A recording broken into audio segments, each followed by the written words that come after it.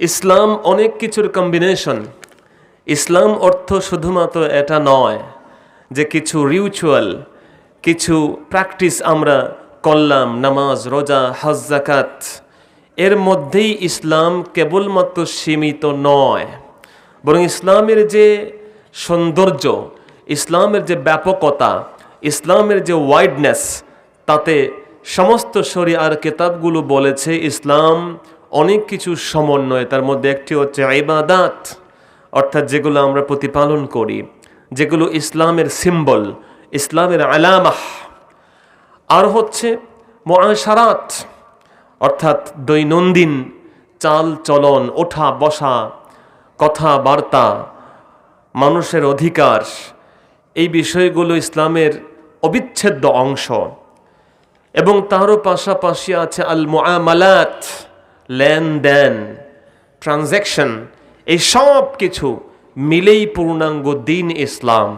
যদি কেউ কেবলই মনে করেন ইসলাম অর্থ কেবলই কিছু ইবাদতের সমন্বয়, বরং আমার চাল চলন যেমন ইচ্ছা তেমন চলবে, নামাজও পড়ব, লেনদেন চলবে ইন্টারেস্ট বেসড কোনো একটা ব্যাংকিংয়ের সাথে, নামাজ আর রোজা আদায় করব, আর আমার চাল চলন থাকবে ইহুদি আর খ্রিস্টান আর নাসারাদের মতো, আমি হজ করব বাট আমার সংসদ, আমার ব্যবসা বাণিজ্য, আমার সমস্ত লেনদেন ট্রানজ্যাকশন চলবে সুদের উপরে, তাহলে ওই ব্যক্তি কিতাবের কিছু বিশ্বাস করলো, কিছুকে অস্বীকার করলো। আল্লাহ তাআলা বলছেন আফাতুমিনুনা বিবাদিল কিতাব ওয়া তাকফুরুনা বিবাদ, তোমরা কি কিতাবের কিছুকে মানবে আর কিছুকে ছেড়ে দিবে?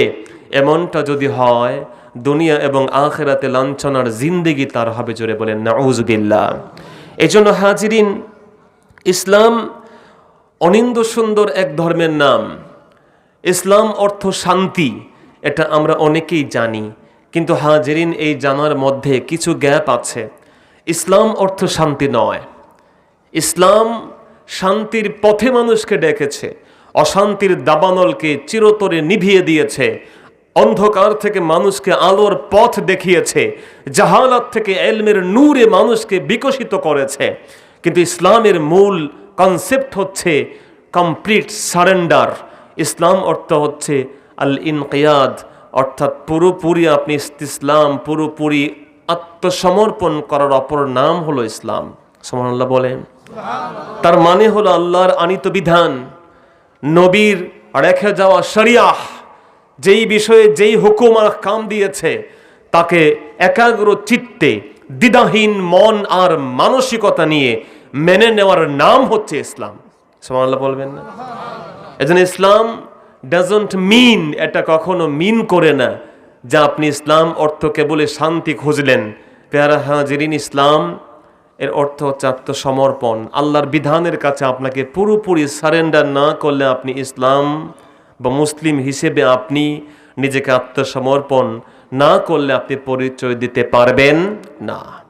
এই জন্য ভাইয়েরা, আল্লাহর নবী করিম সাল্লাল্লাহু আলাইহি ওয়া আলিহি সাল্লামের উপরে নাজিলকৃত কোরআনে কারীমের একটি বিশেষ আয়াত আমরা তেলাওয়াত শুনেছি, সূরাতুল হাশরের 9 নম্বর আয়াত। এর উপর নির্ভর করে আমরা কিছু কথা শুনব, এই মানুষে যে আমরা যেন এর উপরে আমল করতে পারি। জুড়ে বলেন আমিন। মাহফিল বাংলাদেশে বহু হয় ভাই। আমি পার্সোনালি মাহফিলের আউটপুট নিয়ে খুব শঙ্কিত, কেননা বাংলাদেশে প্রায় 4 লক্ষ মসজিদ আছে, কম করে হলেও 3.5 থেকে 4 লক্ষ মসজিদ। যদি এক একটা মসজিদ থেকে একটি মাহফিল বাংলাদেশে পার এন ইচ ইয়ার আয়োজন করা হয়, তাতে করে প্রতি বছর বাংলাদেশে কমপক্ষে 4 লক্ষ মাহফিল হয়। যদি সংগঠন বাদও দেই, মাদ্রাসাগুলো হিসেব বাদ দেই, কেবল মসজিদের হিসেব করি, মসজিদকে কাউন্ট করি, তাতে 4 লক্ষের উপরে মাহফিল বাংলাদেশে হয়। পৃথিবীর ইতিহাসে 10 বছরেও কোনো দেশে এত মাহফিল হয় কিনা সন্দেহ আছে। আল্লাহু আকবার বলেন। এজন্য মাহফিল হওয়া দোষের নয়, বরং পৃথিবীতে বহু দেশে ইসলামের যেই সূচনা যেই দেশগুলোতে হয়েছে, বিশেষ করে আমার নবীর দেশ মক্কা মদিনা, সেখানেও এত মাহফিল নাই। শবে বরাতের আলাদা করে এত জাঁকজমকপূর্ণ মাহফিল নাই। সৌদি আরবে শবে কদরের আলাদা মাহফিল নাই। শবে মেরাজের মাহফিল নাই, আমার ভাইয়েরা ফাতেহা ইয়াজদাহামের মাহফিল নাই, আমার ভাইয়েরা সেই জায়গাতে নবী করিম সাল্লাল্লাহু আলাইহি ওয়াসাল্লামের দেশে ঈদে মিলাদুন নবীর আলাদা ওই রকমের গর্জিয়াস প্রোগ্রাম আয়োজন করা হতো না, এখন হচ্ছে। আলহামদুলিল্লাহ বলেন। বাংলাদেশে তো মাহফিল কেন? তার পার্সপেক্টিভ আছে, কারণ আছে, যৌক্তিক কিছু লজিক আছে। নবী করিম সাল্লাল্লাহু আলাইহি সাল্লাম অনেক আমল পারিপার্শ্বিকতার বিবেচনায় করেছেন ভাই। আল্লাহর হাবিব সাল্লাল্লাহু আলাইহি ওয়াসাল্লাম যখন মক্কা বিজয় করলেন, বাইতুল্লাহকে তিনি এক্সটেন্ড করতে চেয়েছিলেন, কারণ আমার নবী তার নিজের হাতে বাইতুল্লাহ যখন তার বংশের মানুষেরা রিকনস্ট্রাকশন করেছিল, পুনর্নির্মাণ করেছিল, এটাকে মিনিমাইজ করে দিয়েছিল, একটু ছোট করে দিয়েছিল, কারণ অর্থের অভাব ছিল সেই সময় তৎকালীন আরব সমাজে। কারণ আরবের মানুষ হারাম টাকা মসজিদে দিত না, হারাম টাকা আল্লাহর ঘরে দিত না। তাদের এই অনুভূতি ছিল যে অন্য যত জায়গায় হারাম এগুলো আমরা দেই, কিন্তু আল্লাহর ঘরে উল্টা পাল্টা দেওয়া যাবে না। তাদের মধ্যে এই অনুভূতি কাজ করত। বাট আফসোস আমরা বাঙালি মুসলমানরা, আমরা একে অপরকে ঠকাতে ঠকাতে ঠকাতে ঠকাতে ছেঁড়া ফাড়া নোট দোকানদারকে বুঝিয়ে দিতে দিতে এই অভ্যাস হয়েছে। হারাম টাকা তো দিতেছি, পাশাপাশি ইদানিং আমরা আল্লাহ তাআলাকেও ঠকান শুরু করেছি। কথা বোঝেন নাই? মসজিদে যখন দান বাক্সগুলো আসে, আমাদেরই অনেক মানুষ, কোনো হিন্দুরা এই টাকা দেয় না মসজিদে, কোনো অমুসলিম ভাই এই টাকা মসজিদে দেয় না। মুয়াজ্জিন সাহেব যখন টাকা গোনেন তখন অবাক হয়ে তাকান যে এই মানুষগুলো আল্লাহর ঘরে দান করেছে এমন টাকা, যেই টাকা একজন ভিক্ষুককে দিলেও সে নিবে না। আছে না নাই ভাই? আমরা স্বীকার করি, আছে না নাই? আমাদের অনেক কাজ আছে যেগুলো আসলে ইসলামের সাথে আদৌ মিলে না, বাট আমরা অনেক কিছু বুঝি না। আপনি যে গোপন করে যে দানটা করলেন, ওই দানটা কেউ না দেখলেও দেখেন কে? এজন্য কবি বলেছেন, হাল্লাকা সিররুন ইনদাল্লাহ বাইনাকা আনতা ওয়া বাইনাল্লাহ, হাল্লাকা সাদাকাতুন তাখফা লা ইয়ালামুহা ইল্লাল্লাহ। সুবহানাল্লাহ বলেন। কবি বলেছেন, তোমার কি এমন কোন গোপন কিছু আমল আছে যে আমলটা তোমার সাথে আর তোমার রবের সাথে কেবল সম্পৃক্ত, দুনিয়ার কেউ জানে না? আল্লাহু আকবার। হাল্লাকা সাদাকাতুন তাখফা লা ইয়ালামুহা ইল্লাল্লাহ। এমন কোন গোপন দান আছে যেই দান কেউ জানে না? জানেন কে? একজন জানেন, আর কেউ জানে না। তোমার কিয়ামতের দিন যে আমল নামা যখন খোলা হবে, ওই একটা গোপন দানকে আল্লাহ কবুল করে তোমাকে আমাকে মাফ করে দিতে পারেন। সুবহানাল্লাহ। অথচ ওই গোপন দানটা আমরা মসজিদে ঠকান শুরু করে দিয়েছি। ভাইয়েরা আমার, আমাদেরকে খেয়াল করতে হবে, আরবরা যখন বাইতুল্লাহকে মিনিমাইজ করেছে, নবী করিম সাল্লাল্লাহু আলাইহি সাল্লাম তার মক্কা বিজয়ের পরে তার মনের এক্সপেকটেশন ছিল, ডিজায়ার ছিল, আকাঙ্ক্ষা ছিল যে আমি এই কাবাটাকে ইব্রাহিমের যে স্ট্রাকচার তার উপরে নিয়ে যাব। কারণ ইব্রাহিম নবী যে কাবা তৈরি করেছেন, এটা আল্লাহর পক্ষ থেকে নির্দেশিত ছিল। এর লে আউটটা এটা আল্লাহ তাকে দেখাই দিয়েছেন মেঘমালা পাঠায়া, যে ইব্রাহিম এটা হচ্ছে আমার ঘর কাবার একটা লে আউট। সুবহানাল্লাহ বলেন। যদিও নবী ইব্রাহিম ইসলাম তিনি প্রথম কাবা তৈরিকারক ছিলেন না, আদম নবী তার সময়ও কাবা ছিল। আমরা জানি ইব্রাহিম আলাইহিস সালাম কাবা বানিয়েছেন, এটা আংশিক সত্য কথা। কারণ আমাদের আব্বা আদম আলাইহিস সালাতু ওয়াস সালাম তিনি প্রায় ৬০ বার হিন্দুস্তান থেকে পায়ে হেঁটে হজ করেছেন। সুবহানাল্লাহ বলবেন না? পায়ে হেঁটে হজ করেছেন। তখন বাইতুল্লাহ ছিল কি ছিল না? কথা বলেন, ছিল। বাট যখন নূহ নবীর জামানাতে প্লাবন হলো, তখন কাবা ক্ষতিগ্রস্ত হয়েছে। এমনকি কেউ কেউ বলেছেন কাবাকে আল্লাহ তাআলা আরশে আজিমে উঠায় নিয়েছেন। ইব্রাহিম আসলাম যখন পৃথিবীতে আসতেন, আল্লাহ বলেন ইব্রাহিম কাবা বানাও। কাবা যখন তৈরি করলেন, বলেন আল্লাহ কাবা কোথায় বানাবো? It was in the central place of the earth. মাবুদ, কাবা তো হচ্ছে পৃথিবীর সেন্ট্রাল প্লেসে, যেখানে সেখানে বানানো তো হবে না। আল্লাহ তাআলা বলেন, যাও আমার বন্ধু ইব্রাহিম, মেঘমালা পাঠা দিলাম। এই মেঘ যেখানে ছায়া দিবে, এটা হচ্ছে পৃথিবীর মধ্যম জায়গা। এই জায়গাতে তুমি আমার ঘর কাবা বানায়া ফেলো। এজন্য আল্লাহর ঘর কাবা সরাসরি আরশে আজিমের নিচে, বাইতুল মামুরের নিচে। এই কাবাতুল কারিম এমন এক জায়গাতে আল্লাহ বানিয়ে দিয়েছেন। ইবনে আব্বাস রাদিয়াল্লাহু বলেন, লাউ সাকাতাল আরশ লাওয়াকা আলাল কাবা, যদি কোনোদিন আল্লাহর আরশে আজিম ভেঙে পড়ে যায়, তাহলে ওই আরশে আজিম কোথাও পড়বে না, পড়বে আল্লাহর ঘর কাবার উপরে। সুবহানাল্লাহ। কাবা হচ্ছে সেন্ট্রাল প্লেস, এটা হচ্ছে উম্মুল কোরা। পৃথিবীর সব জমিকে এই কাবা থেকে আল্লাহ তৈরি করেছেন। সুবহানাল্লাহ বলবেন না? আমরা যে জমিনে বসে আছি, এর মাদার, এর মূল সূচনা হয়েছে কাবা। এজন্য মক্কা মুকাররমাকে বলা হয় উম্মুল কোরা। কারিয়াতুন মানে গ্রাম, আর অনেকগুলো গ্রামকে প্লুরাল নাম্বার হচ্ছে কোরা। সমস্ত জমির মা হচ্ছে এই কাবা। পৃথিবীর বিজ্ঞানীরা গবেষণা করেছে, নানান জায়গার মাটি সংগ্রহ করে দেখেছে, পৃথিবীর সব থেকে অ্যানসিয়েন্ট, সব থেকে ওল্ডেস্ট, সব থেকে পুরনো জমি হচ্ছে মক্কার জমি। আল্লাহু আকবার।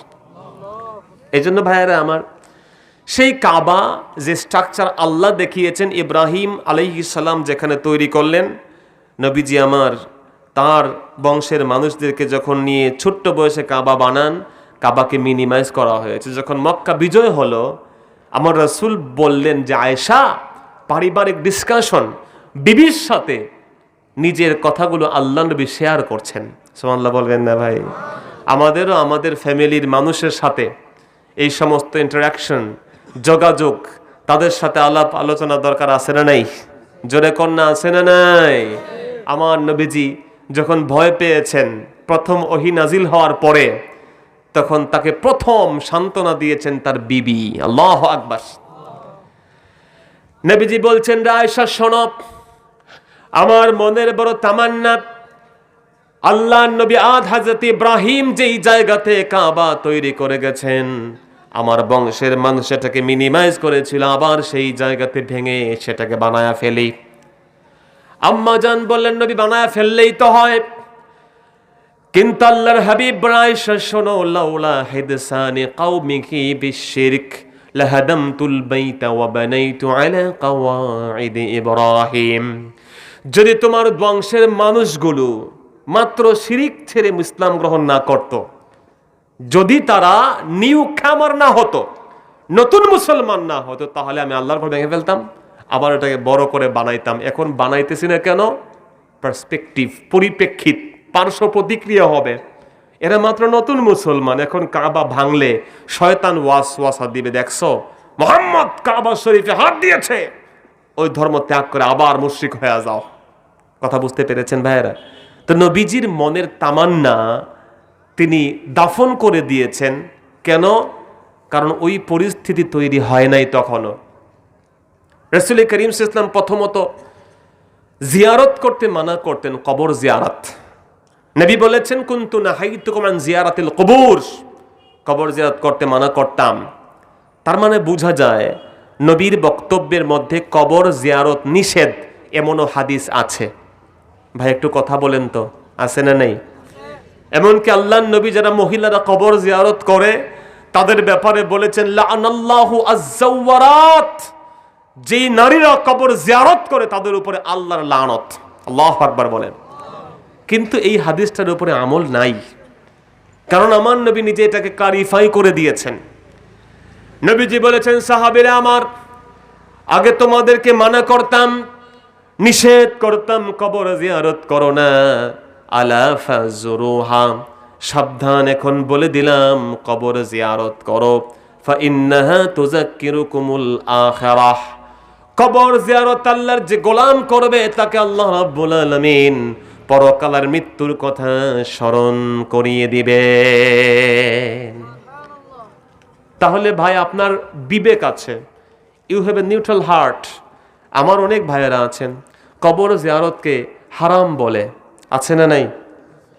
একটু কথা বলেন। আমি ওই ভাইদেরকে মহব্বত করেই বলি, তোমার একটা নিরাপদ দিল আছে যুবক, তুমি যে আজকে ভিন্ন পথে ভিন্ন মতে ভিন চিন্তা করছো, কবর জিয়ারতকে কথায় কথায় শিরকের ফাতোয়া দিচ্ছ, তোমার বিবেককে প্রশ্ন করো, তোমার নিজের হৃদয়কে জিজ্ঞেস করো। আস্ক ইয়োরসেলফ, ইস্তাফতি কলবাক, হৃদয়কে জিজ্ঞেস করো। আমার রাসূল সাল্লাল্লাহু আলাইহি ওয়াসাল্লাম নিজে বলেছেন, আগে তোমাদেরকে মানা করতাম, এখন জিয়ারত করো। নবীজি পরে তো পারমিশন দিয়েছেন। যুবক, তুমি শুধু একটা হাদিস পড়েই ফাতোয়া দেওয়া শুরু করেছো, এটা তো অন্যায়। এই এলেমটা তো খণ্ডিত এলেম, অপূর্ণাঙ্গ জ্ঞান। এই জন্য তুমি আরেকটু চিন্তা করো। তোমার নবী শবে বরাতের রাতে, অন্যান্য দিনে, বিভিন্ন সময়ে, জুমার দিনে জান্নাতুল বাকিতে গিয়ে তোমার নবী দোয়া করে কাঁদতেন আল্লাহর কাছে মুর্দাদের জন্য। সুবহানাল্লাহ বলবেন না? নবী করিম সাল্লাল্লাহু আলাইহি ওয়াসাল্লাম মুর্দাদের মুখোমুখি হতে বলেছেন। মাররান নবী সাল্লাল্লাহু আলাইহি ওয়াসাল্লাম বিকবরিন ফাকামা আলা ওয়াজহিল মাইয়িত। তোমার নবী মুর্দার পাশ দিয়ে যাওয়ার সময় মুর্দার মুখোমুখি দাঁড়িয়ে তাকে সালাম জান করেছেন। সুবহানাল্লাহ বলবেন না? তার জন্য দোয়া করেছেন। তোমার নবী, একজন কালো মহিলা মারা গেছে, মারা যাওয়ার পরে তার রাসূলকে কেউ খবর দেয় নাই। নবীজি যখন জানলেন তা মারা গেছে, তার কবর জিয়ারত করলেন, দুহাত তুলে আল্লাহর কাছে তার জন্য মাগফিরাত কামনা করলেন। সুবহানাল্লাহ বলবেন না? এজন্য বিনয়ের সাথে বলি ভাই, কবর জিয়ারত উত্তম আমলগুলোর মধ্যে একটি। এমনকি আল্লাহর কোন গোলাম যখন তার মৃত মা আর বাবার কবর জিয়ারত করে দুহাত তুলে কাঁদে, হাত নামাতে পারে না, আল্লাহ তাআলা তার কবরে জান্নাতের আলো দিয়ে মালামাল করে দেন। সুবহানাল্লাহ। ইবনে আবি দুনিয়া হাদিস লিখেছেন, দুজন কবরবাসী একে অপরের সাথে কথোপকথন করে, ডায়লগ হয়, কনভারসেশন হয়। এক কবরবাসী অন্য কবরবাসীকে বলে, তোমার এই জান্নাতের আলো তোমার কবরে কেমনে আসলো রে ভাই? দুনিয়ার জিন্দেগিতে তোমাকে আমি ভালো চিনতাম, তোমার তো ভালো এত আমল ছিল না, যার বদৌলতে তোমার কবরে এত জান্নাতের আলো আসবে। ওই জান্নাতের আলো পাওয়া ব্যক্তি তখন জবাব দেয়, লালি আমালি, it is not for my deed, এটা আমার কোনো আমলে নয়, বরং আমার ভাই শোনো, আমার ছেলে, আমার সন্তান, আমার ভাতিজা, আমার বাবা, আমার ভাই, আমার মামা, আমার ভাগিনা, যারা দুনিয়াতে বেঁচে আছে, তারা কবর জিয়ারত করেছে, মাহফিলে বসেছে, মসজিদে বসেছে, কোরআন তেলাওয়াত করেছে, ঈসালের সওয়াবের নিয়তে দু চারটা আয়াতে কারিমা তেলাওয়াত করে যখন আমার জন্য দোহাত তুলে মনিবের দরবারে কেঁদেছে, হাত নামাতে পারে নাই, আমার আল্লাহ জান্নাতের আলো দিয়ে কবরকে রৌশন করে দিয়েছে। ওই লোকটা তখন আল্লাহর কাছে আফসোস করে, মাবুদ আমারও তো ছেলে আছে, বাট সে গাফেল, সে কিন্তু আমার জন্য দোয়া করতে ভুলে গেছে।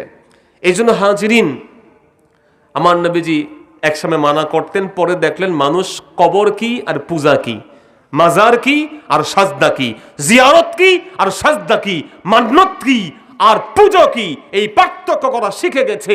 নূর নবীজি বলেছেন, এখন তোমরা জিয়ারত করতে পারো। সুবহানাল্লাহ বলবেন না? এজন্য মুহতারাম হাজিরিন, আমাদের আউলিয়া কেরাম এই শিক্ষা দিয়েছেন যে পার্সপেক্টিভ, সৌদি আরবের শবে বরাত হলে মাহফিল নাই, আমাদের এখানে কেন? কারণ আমাদের এই দেশের মানুষ অধিকাংশ আমরা বিভিন্ন অনইসলামিক কৃষ্টি কালচারে অভ্যস্ত ছিলাম।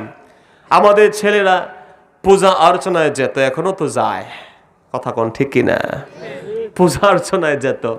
পূজা অ্যাট্রাকটিভ, আল ইনসানু হারিসুম ফিমা মুনিয়া, মানুষ যা থেকে নিষেধ করা হয় সেদিকে সে ঝুঁকে যায় বেশি। এটা মানুষের হিউম্যান নেচার, মানবীয় প্রবৃত্তি। বন্ধুগণ, যখন আমাদের আউলিয়া কেরাম এসে দেখলেন ফুরফুরা, আপনার জৈনপুর, এই সমস্ত আউলিয়া কেরাম, বদরপুর বলি, সারসিনা বলি, ফুলতলি বলি, আল্লাহর ওলিরা যখন এসে দেখলেন যে মানুষগুলো হিন্দুয়ানি পূজা অর্চনায় তারা যে অভ্যস্ত হয়ে গেছে, সেখানে তারা আকর্ষণ তাকে টানে, they are addicted to this cultures, এই সমস্ত কালচারে তারা অ্যাডিক্টেড হয়ে গেছে। আউলিয়া কেরাম বলেন, এই ছেলেগুলোকে বাঁচানো যায় কিভাবে, এদেরকে কিভাবে ফেরানো যায়, বিকল্প দাও। এই দেশে যেহেতু হিন্দুয়ানি পূজা অর্চনা বেশি বেশি, তাহলে এর বিপরীতে আউলিয়া কেরামরা চিন্তা করলেন, মেরাজের রাত এসেছে, একটা মাহফিল করো, আলেম ওলামা দাওয়াত দাও, তাবারুকের ইন্তজাম করো, গর্জিয়াসলি প্রোগ্রাম অ্যারেঞ্জ করো। আউলিয়া কেরাম যখন এই থিম দিলেন, চলে আসলো ফাতিহা ইয়াজদাম, চলে আসলো আপনার আখিরি চাহার সম্বা, চলে আসলো আপনাদের কাছে সেই সিরাতুন নবীর মাহফিল, মিলাদুন নবীর মাহফিল, শবে বরাতের মাহফিল। আউলিয়া কেরাম একটা বেদাতকে, শিরিককে দাফন করার জন্য হালাল তরিকার সুন্নত মাহফিলগুলোকে প্রমোট করেছেন। সুবহানাল্লাহ বলবেন না ভাইরা? এখন আপনি তো চশমা পরে আছেন বেদাতের, যার ফলশ্রুতিতে আপনার কাছে অনেক কিছু বেদাত মনে হয়। ইভেন আমাদের নামের আগে মোহাম্মদ আছে না নেই? পৃথিবীতে এত মোহাম্মদ নাই। আপনি ফতোয়া শুনছেন, ইউটিউবের অনেক শায়েখ বলে দিচ্ছেন, আমার ভাই বলছেন, তিনিও আলেম, বাট তিনি হয়তো খেয়াল করেন নাই, এদেশের পার্সপেক্টিভ তিনি জানেন না। আমি তাকে দোষারোপ করছি না, তিনি এটা ভাবতেই পারেন যে সাহাবায়ে কেরাম 1,24,000 জিন্দা সাহাবী ছিলেন নবীর জামানায়, তারা মোহাম্মদ লাগান নাই, মোহাম্মদ আবু বকর না, মোহাম্মদ ওমর না, মোহাম্মদ ওসমান না, বাট তুমি কেন মোহাম্মদ আলী, তুমি কেন মোহাম্মদ ওসমান, তুমি মোহাম্মদ লাগায় আছো কেন? তারা আজকে বেদাতের ফতোয়া দিয়ে দিচ্ছেন।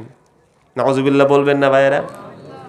অথচ আউলিয়া কেরাম দেখেছেন এদেশে অধিকাংশ মুসলমান ছেলের নামের আগে শ্রী লাগানো, অধিকাংশ মেয়েদের নাম শ্রীমতী আমিনা, শ্রীমতী ফাতেমা, শ্রী আব্দুল্লাহ। আল্লাহর ওলিরা বললেন শ্রী কেটে দাও, মান তাশাব্বাহা বিকাউমিন ফাহুয়া মিনহুম, যে যার সাথে মিল রাখবে তার সাথে তার হাসর হয়ে যাবে। শ্রী কোনো মুসলমানের নামের সাথে থাকতে পারে না। আল্লাহর ওলিরা বললেন তাদের নাম শ্রী কেটে দাও, বরকতের জন্য। নবী যেহেতু বলেছেন তোমরা মুহাম্মদের নামে নাম রাখো, সব কয়টা বাচ্চাদের নামের আগে বরকতের জন্য মুহাম্মদ লাগায়া দাও। তো আমরা তো সেই জাতি, আমার নবী বলেছেন, নবী যা বলেছেন তাকে হাদিস না ভাই? আপনার একটু বিবেক আছে তো বলেন না। আমি কাউকে হেয় প্রতিপন্ন করে বলছি না, যে ভাই বলেছেন আবেগের ছুটে বলে ফেলেছেন, কারণ তার অতি বাড়াবাড়ি তাকে বেদাতের চশমা পরায় দেওয়া হয়েছে। এটা আল্লাহর বিধান, যে যা নিয়ে পাগল হবে তাকে আল্লাহ সেটা পরায় দিবেন। আল্লাহর হাবিব বলেছেন মান কানাতিদ দুনিয়া হাম্মাহ, যে ব্যক্তি দুনিয়ার পাগল, তার টার্গেট হচ্ছে দুনিয়া, আল্লাহ বলেন তাকে তিনটা জিনিস দেব। রাসূল বলেন এর মধ্যে একটা হচ্ছে জাআলাল্লাহু আল ফাকরাতা বাইনা আইনাই, নবীজি বলেছেন আল্লাহ তাআলা ওই ব্যক্তির দুই চোখকে ফকির বানায়া দিবেন। নাউজুবিল্লাহ কইবেন না? মানে তার টার্গেট দুনিয়া দুনিয়া দুনিয়া বলে পাগল। নবীজি বলেন আল্লাহ তাআলা তাকে ফকিরের চশমা পরায়া দিবেন। মানে সে এমন ফকির হবে, কোটি টাকা দুনিয়া দিয়ে দিলেও তার ফকিরি আর কমবে না। যার উদাহরণ হচ্ছে বর্তমান সমাজ, বর্তমান ধনিক শ্রেণী, যার উদাহরণ হচ্ছে ঘুষখোর, সুদখোর, দুর্নীতি পরায়ণ নেতার খেতারা। কথা বলেন ঠিক না?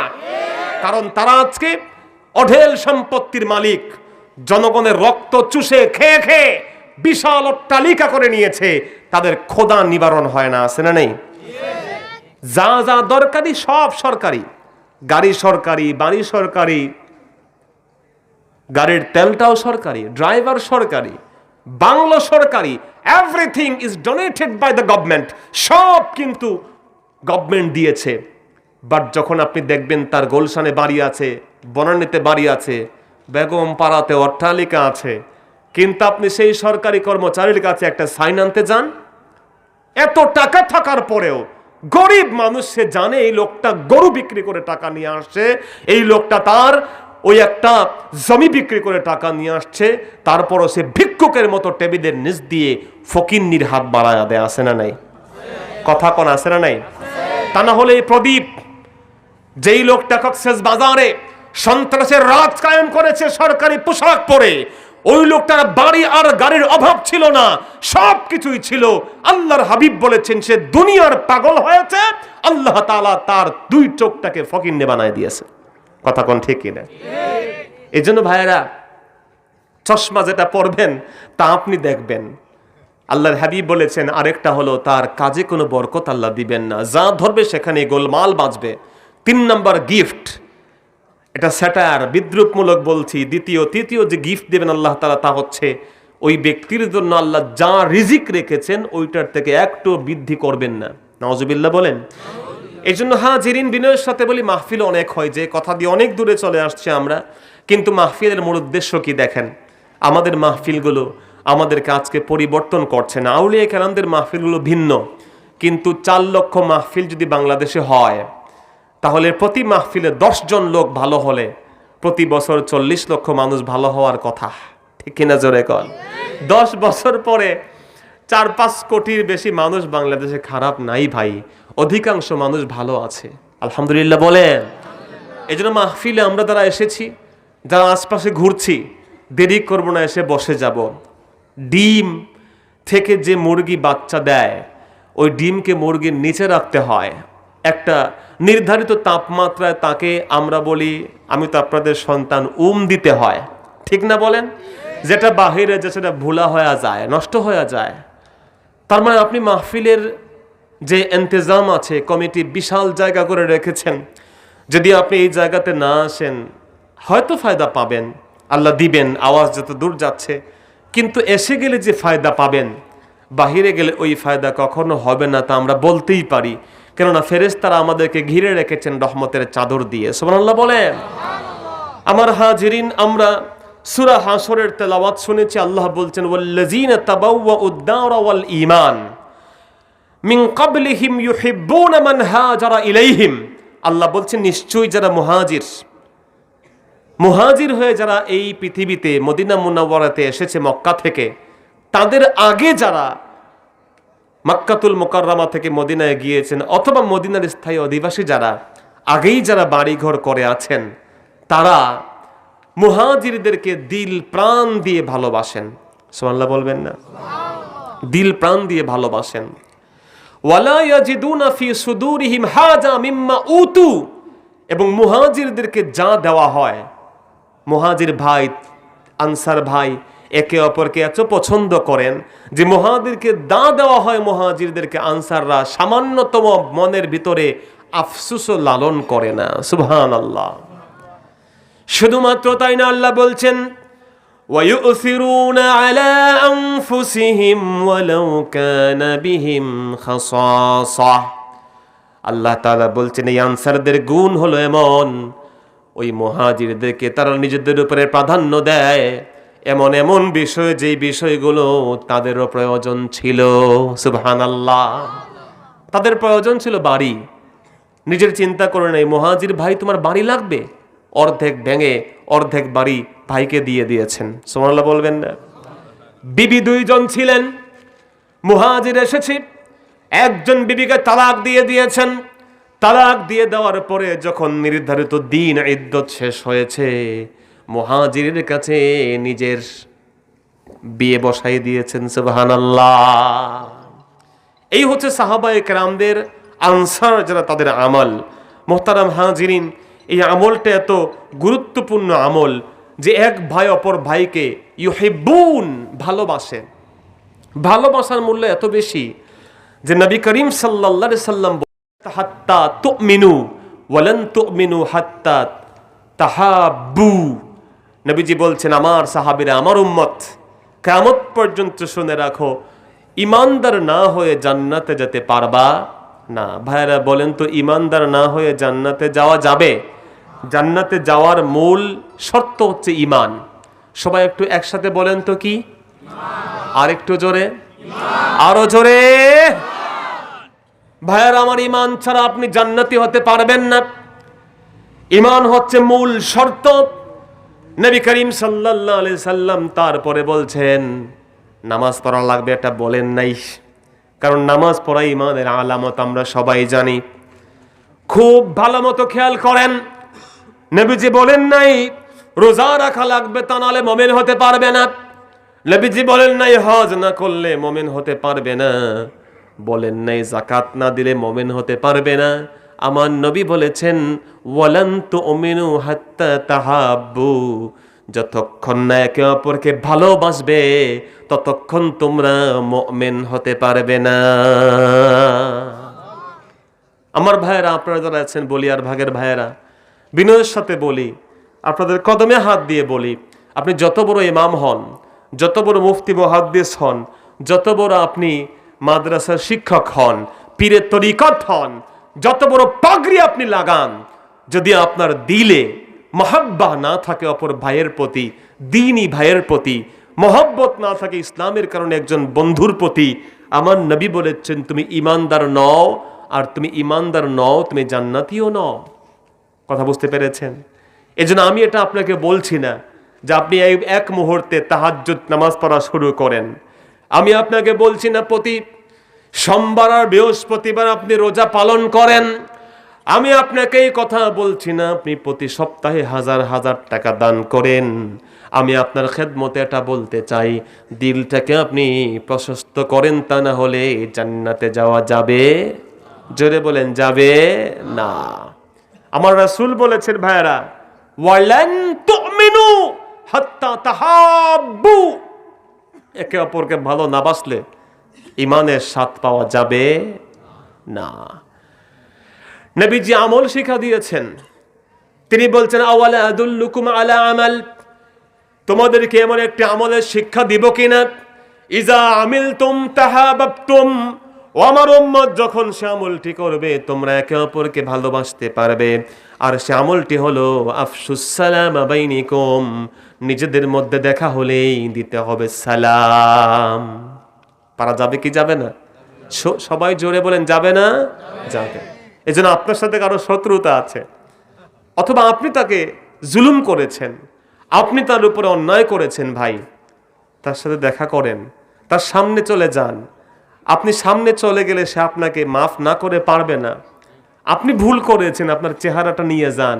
এই চেহারা অনেক দামি, এই চেহারা যার যেমন, কেউ বানায় নাই, চেহারাটা বানাইছেন কে? হিম্মত দিয়ে বলেন না আল্লাহর নাম। কে? আচ্ছা সবাই একবার একসাথে বলেন তো, আল্লাহ। আরো জোরে, আল্লাহ। এতগুলো মানুষ, যুবকরা, তোমাদের আল্লাহর নামটা, এত মানুষ আপনারা, আর একটু জোরে বলা যাবে তো ইনশাআল্লাহ? তাহলে আমরা চিৎকার দিয়ে শয়তানের গালে চপেটাঘাত করে আল্লাহ তাআলার নামটা প্রাণ ভরে ডাকবো, আল্লাহ। তাহলে আল্লাহ তাআলা বানাচ্ছেন চেহারা আমার, যেমন বানাইছেন কে? সে আল্লাহ তাআলা এত বরকত রেখেছেন এই চেহারার মধ্যে। নবীজি বলেছেন, খবরদার তুমি একজন সন্তানকেও পিটা দিবা, মাইরে দিবা, কিন্তু খবরদার কারো চেহারাতে আঘাত করবা না, কারণ চেহারাটা আল্লাহ বড় আদর করে বনি আদমের বানিয়েছেন। এই জন্য হাজিরিন, আপনাদের খেদমতে আরজ হচ্ছে যে আপনি তার কাছে চলে যান, তার সামনে বসেন, তাকে বলেন যে ভাই অনেক তো হয়ে গেছে, ভুল। আপনি সামনে গিয়ে কথা বলার যেই গুরুত্ব, আপনার চেহারার যে একটা নূর, চেহারার যে একটা গুরুত্ব, এটা আপনি বুঝাতে পারবেন না অন্য কোনোভাবে। এজন্য হাজিরের নিজের হক আদায় করেই কবরে যেতে হবে আমাদের। মহাব্বত এক আজীব সেই। নবী করিম সাল্লাল্লাহু আলাইহি ওয়াসাল্লাম সেজন্য বলেছেন, ইন্না মিনাল ইনসান ইন্না মিনান নাসি লা উনাস, কিয়ামতের দিন আমার আল্লাহ তাআলা কিছু কিছু মানুষকে এত মর্যাদা দিবেন, অন্যান্য নবী রাসূলরা পর্যন্ত, শহীদরা পর্যন্ত অবাক হয়ে যাবেন। হাদিস শরীফের মধ্যে সিয়াগবিতুহুমুল আম্বিয়া ওয়াশ শুহাদা, শহীদ আর নবীরা অবাক হয়ে তাকিয়ে থাকবেন। তারা বলবেন, ইয়া রাব মান হুম, আল্লাহর এরা কারা? এদেরকে তো চিনি না, এরা তো নবীও না, শহীদও না গো মাবুদ, কিন্তু তাদেরকে এত স্ট্যাটাস কেন দিয়েছেন? রব্বুল আলামিন জবাব দিবেন, আমার নবীরা ঈর্ষা কইরো না, এরা আমার বন্ধু মুহাম্মদের একদল উম্মত। সুবহানাল্লাহ। আমার বন্ধু মুহাম্মদের কোন উম্মত জানো তোমরা? আল্লাহ মা আমালুহুম, তাদের আমল কি? আমার নবী যে বলেছেন, শোনো আমার নবী এবং শহীদরা, এরা নবী না, শহীদ না, কিন্তু এই মানুষগুলো দিল দিয়ে একে অপরকে মহব্বত করেছিল। আমি আল্লাহর জন্য একে অপরকে ভালোবেসেছে, আমার আল্লাহর কাছে এটা অত পছন্দ হয়েছে। আমি আল্লাহ তাদেরকে কিয়ামতের দিন এমন স্ট্যাটাস, এমন মর্যাদা দিয়েছি, তোমরা নবীরা পর্যন্ত অবাক হয়ে গেছো। সুবহানাল্লাহ বলবেন না ভাই? নবীদের থেকে আপনি আমল বেশি করতে পারবেন না ভাই, নবীদের থেকে আপনি বেশি মুখলেস হতে পারবেন না, নবীদের থেকে আপনি বেশি আমলের পরীক্ষা দিয়ে উত্তীর্ণ হতে পারবেন না। নবীদের মতো আপনি মাসুম নন, তারা সিলেক্টেড কিছু মানুষ, নির্বাচিত কিছু মানুষ, কিন্তু আপনি এমন একটা কাজ করতে পারেন এক নিমিষে যে আপনার মর্যাদা দেখে কিয়ামতের দিন আম্বিয়া আলাইহিমুস সালাতু ওয়াস সালাম অবাক হয়ে যাবেন। সুবহানাল্লাহ। আমার ভাইয়েরা, তাহলে দেখেন আমাদের এই আনসার সাহাবীদের অবস্থা এমন ছিল। মুসা আলাইহিস সালাতু ওয়াস সালাম সারা জীবন দাওয়াতের কাজ করেছেন। 12টা গোত্র ছিল। আপনারা জানেন বনি ইসরায়েলের গোত্র ছিল কয়টা? 12টা। কঠিন সময়, একদল অন্য দলকে দেখতে পারে না। এমনকি হযরত মুসা আলাইহিস সালাতু ওয়াস সালাম যখন লাঠি নিয়ে ভর করে করে প্রায় 6 লক্ষ বনি ইসরায়েলদেরকে নিয়ে তিনি পলায়ন করছেন, পিছনে লক্ষ লক্ষ ফেরাউনের সৈন্যবাহিনী। হযরত সাইয়েদনা মুসা যখন বাহরুল আহমার লোহিত সাগরের সামনে চলে আসলেন, আল্লাহ তাআলা মুসাকে বারবার জিজ্ঞেস করেছিলেন, মুসা ওয়ামা তিলকা বিয়ামিনিকা ইয়া মুসা, মুসা তোমার ডান হাতে ওইটা কি? নবী মুসা আলাইহিস সালাম বলেছেন, এটা একটা নরমাল লাঠি। Allah, it is an ordinary stick, এটা একটা লাঠি, আমি পাতা পেরে খাওয়াই, ভার বহন করি, ছাগল লড়াই, কি বলে খুঁচা দিয়ে দিয়ে আমি পাহাড়ে উঠি। আল্লাহ বলেন, মুসা আমি জানি এমন জিনিস যা তুমি জানো না। তোমার লাঠি ইট is not an ordinary simple as usual stick, এটা নর্মাল কোন লাঠি নয়। আমার বন্ধু ফাদরিব বিআসাকাল হাজার, ও মুসা তুমি তোমার লাঠি দিয়ে পাথরে আঘাত করো। এক আঘাত করেছেন, পাথর ফেটে রাস্তা বের হয়েছে, পানির একটা না দুইটা না 12টা। সুবহানাল্লাহ বলেন। ভাইরা, একটা রাস্তা হলেও তাদের জন্য সাফিসিয়েন্ট ছিল, বাট বনি ইসরাইল 12 গোত্রে বিভক্ত। আল্লাহ তাআলা জানেন, মুসা ভালো মতো জানেন যে আমার উম্মতকে 12 দলে বিভক্ত, 12টা সম্প্রদায় থাকতে হবে, এদেরকে এক করা যাবে না। শুধুমাত্র তাই না, সমুদ্রের পাদদেশে যখন নবী মুসা আলাইহিস সালাম তার উম্মতকে নিয়ে উপস্থিত হয়ে গেলেন, এক আঘাত করলেন, এক আঘাতের চোটে একটা রাস্তা হয় নাই। আমার আল্লাহ 1 না 2 না 3 না 4 না 12টা নহর, 12টা রাস্তা সমুদ্রের বুকে তৈরি করে দিলে। কারণ দে ওয়ার ডিভাইডেড, তারা পৃথক পৃথক ছিল। কিন্তু আমার নবীর জামানা যখন এসেছে, নবীজি সত্যতা বিভক্ত, হাজার হাজার গোত্রে বিভক্ত মানুষগুলোকে এমন এক উম্মত বানালেন, সমস্ত উম্মত এক উম্মত হয়ে গেল। বলেন সুবহানাল্লাহ। এজন্য আল্লাহ তাআলা বলেছেন, মুসা, ঈসা, দাউদ, তোমরা দেখো আমার উম্মত, আমার নবীর উম্মত কেমন, এরা এক ভাই অপর ভাইকে ভালোবাসে, যদিও রক্তের কোনো সম্পর্ক নাই, যদি অন্য কোনো সম্পর্ক নাই, বরং পৃথিবীর যেই জায়গাতে মুসলমানদের উপর আঘাত হয়, মুসলমানদের নির্যাতন হয়, মুসলমানদের কষ্ট হয়, বাঙালি মুসলমান অন্য যে কোনো মুসলমানের কষ্টে তারা কষ্ট পায়। কথা বলেন ঠিক কি না? এটা বলে দেওয়া লাগে না। ঠিক তেমনি করে আমাদের মুসলমান ভাইকে কেউ যদি মহব্বত করে ভালোবাসে, আমাদের কোনো মুসলমান ভাইকে কেউ হৃদয় দিয়ে আশ্রয় দেয়, তার জন্য আমাদের হৃদয় থেকে ভালোবাসার জন্ম নেয়, এটা বলে দেওয়া লাগে? জোরে বলেন লাগে? নরেন্দ্র মোদী সাহেব বাংলাদেশে এসেছিল, কত আন্দোলন হয়েছে, এটা আমাদের ইমানের দাবি। এর থেকে বেশি হিন্দু বসবাস করে শ্রীলঙ্কায়, পার্সেন্টেজে শ্রীলঙ্কাতে হিন্দুদের সংখ্যা ভারতের থেকে বেশি। কথা বলেন, ভারতের থেকে কি বেশি? পার্সেন্টেজের কথা বলছি না ভাইয়েরা আমার। তো এই শতকরা হিসেবে শ্রীলঙ্কার প্রধানমন্ত্রী বাংলাদেশে এসেছেন, কোনো আন্দোলন নাই, ঘৃণা প্রকাশ নাই। নরেন্দ্র মোদীর বিরোধিতা ভারতের বিরোধিতা নয়। আরো ভালো করে শোনেন, ভারতের প্রধানমন্ত্রী না প্রেসিডেন্ট এসেছিলেন, আন্দোলন হয়েছে? আরে ভাই কথা বলেন না, আন্দোলন হয়েছে। তার মানে ভারত বিদ্বেষ নয়।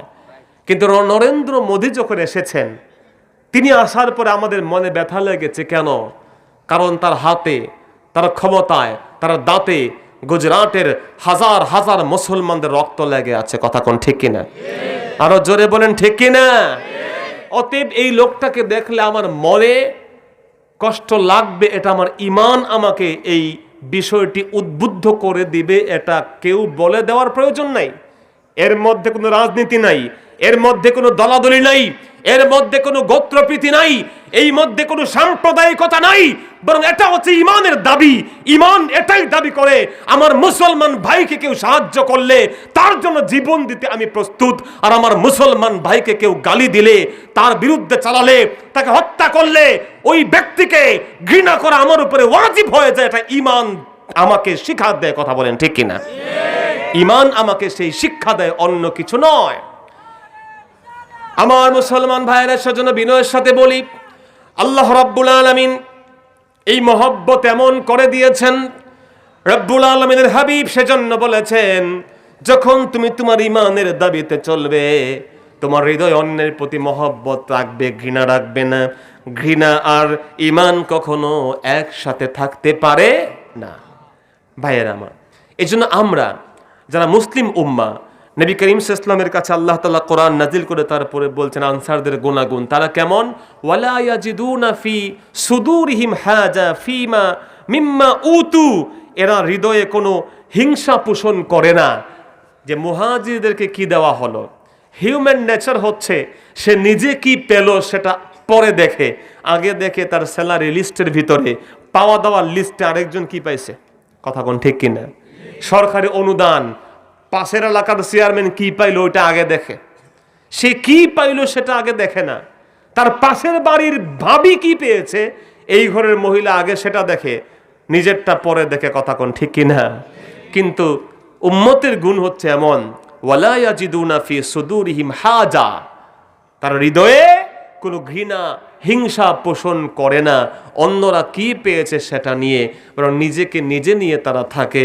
আমার হাজিরিন ভাইয়েরা, সেজন্য এই ক্ষেত্রে যখন কোনো ব্যক্তি হিংসাকে পরিত্যাগ করতে না পারবে, আমার রাসূল বলেছেন হিংসা এবং ঈমান কখনো একই দিলে একসাথে থাকতে পারে না। যে ব্যক্তি হিংসা করবে ওই ব্যক্তি ঈমানদার হতে পারবে? হিংসা মানুষের ঈমানকে, নেক আমলকে তেমন ভাবে খেয়ে ফেলবে, কামা তাকুলুন নারুল হাতাব। নবীজি বলেছেন কাঠকে যেমন আগুন খেয়ে ফেলে, মুমিনের নেক আমলকে হিংসা সেইভাবে খেয়ে ফেলবে, সে টেরও পাবে না। এজন্য হাজিরিন, নবী করিম সাল্লাল্লাহু আলাইহি সাল্লামের সাহাবীরা তাদের জীবদ্দশায় এই আমল করেছেন, কখনো কারোর প্রতি কেউ হিংসাত্মক দৃষ্টিতে তাকান নাই। আল্লাহ তাআলা তারপরে বলছেন তারা একে অপরকে প্রাধান্য দেয়। আজকের আলোচনা বিষয় আমরা যেটা করব তা হচ্ছে পরার্থপরতা। মানে হচ্ছে আমরা দুনিয়াটা খুব স্বার্থপর, ভেরি সেলফিশ। দুনিয়ার মানুষ আমরা এত স্বার্থপর যে আমরা অপরকে নিজের উপরে প্রাধান্য দিতে চাই না। কিন্তু ইসলামের একটা বড় গুণ হচ্ছে নিজের উপরে অন্যকে প্রাধান্য দেওয়া। আরবিতে যার নাম হলো আল ইসার। বাংলাতে সহজ বাংলায় বলা কঠিন, একটু কঠিন বাংলা হচ্ছে পরার্থপরতা। স্বার্থপরতা মানে নিজেকে নিজে সেলফিশ হওয়া, আর পরার্থপরতা মানে হচ্ছে সেলফলেসনেস। তার মানে হলো নিজের উপরে অপরকে প্রাধান্য দেওয়া। এটার নাম হলো ইসলাম। সুবহানাল্লাহ বলবেন না ভাইরা? যখন একজন ব্যক্তি নিজে ভালো থাকতে চায় সে সেলফিশ হতে পারে, কিন্তু পৃথিবীতে যদি অমর হতে চায়, পৃথিবীর মানুষের কাছে স্মরণীয় বর্ণিত হতে চায়, তাহলে ওই ব্যক্তিকে পরার্থপরায়ণ হতে হবে। ওই ব্যক্তি পরার্থপরায়ণ না হলে কখনো ওই ব্যক্তি পৃথিবীর ইতিহাসে চিরঞ্জীব হয়ে থাকতে পারবে না। তাহলে ভাইয়েরা, ইসার এর অর্থ হচ্ছে যে একজন ব্যক্তি আইয়ুকাদ্দিমা গায়রাহু আলা নাফসিহি, একজন ব্যক্তি নিজের উপরে অপরকে এগিয়ে দিবে। গাড়িতে উঠেছে, তার বসা দরকার, তার দরকার নাই বিষয়টা এমন না, তারও কষ্ট হচ্ছে, একটু বসলে ভালো হয়। কিন্তু তাকিয়ে দেখলো আরেকজন মুরব্বী, তার মনে হলো আহারে এই লোকটা মনে হয় আমার থেকে বেশি দরকার বসার। নিজে না বসে ওয়ালাউ কানা বিহিম খাসাসা, নিজের প্রয়োজন থাকার পরেও সে ওই ভাইটাকে বলল চাচা অথবা ভাইজান আপনি বসে যান। এই যে তার নিজের উপরে একজনকে প্রাধান্য দিল, এটার আরবি নাম হলো ইসার। আমার নবী বলেন যখন একজন মুমিনের মধ্যে এই গুণ না থাকবে ওই ব্যক্তি ততক্ষণ পর্যন্ত মুমিন হতে পারবে না।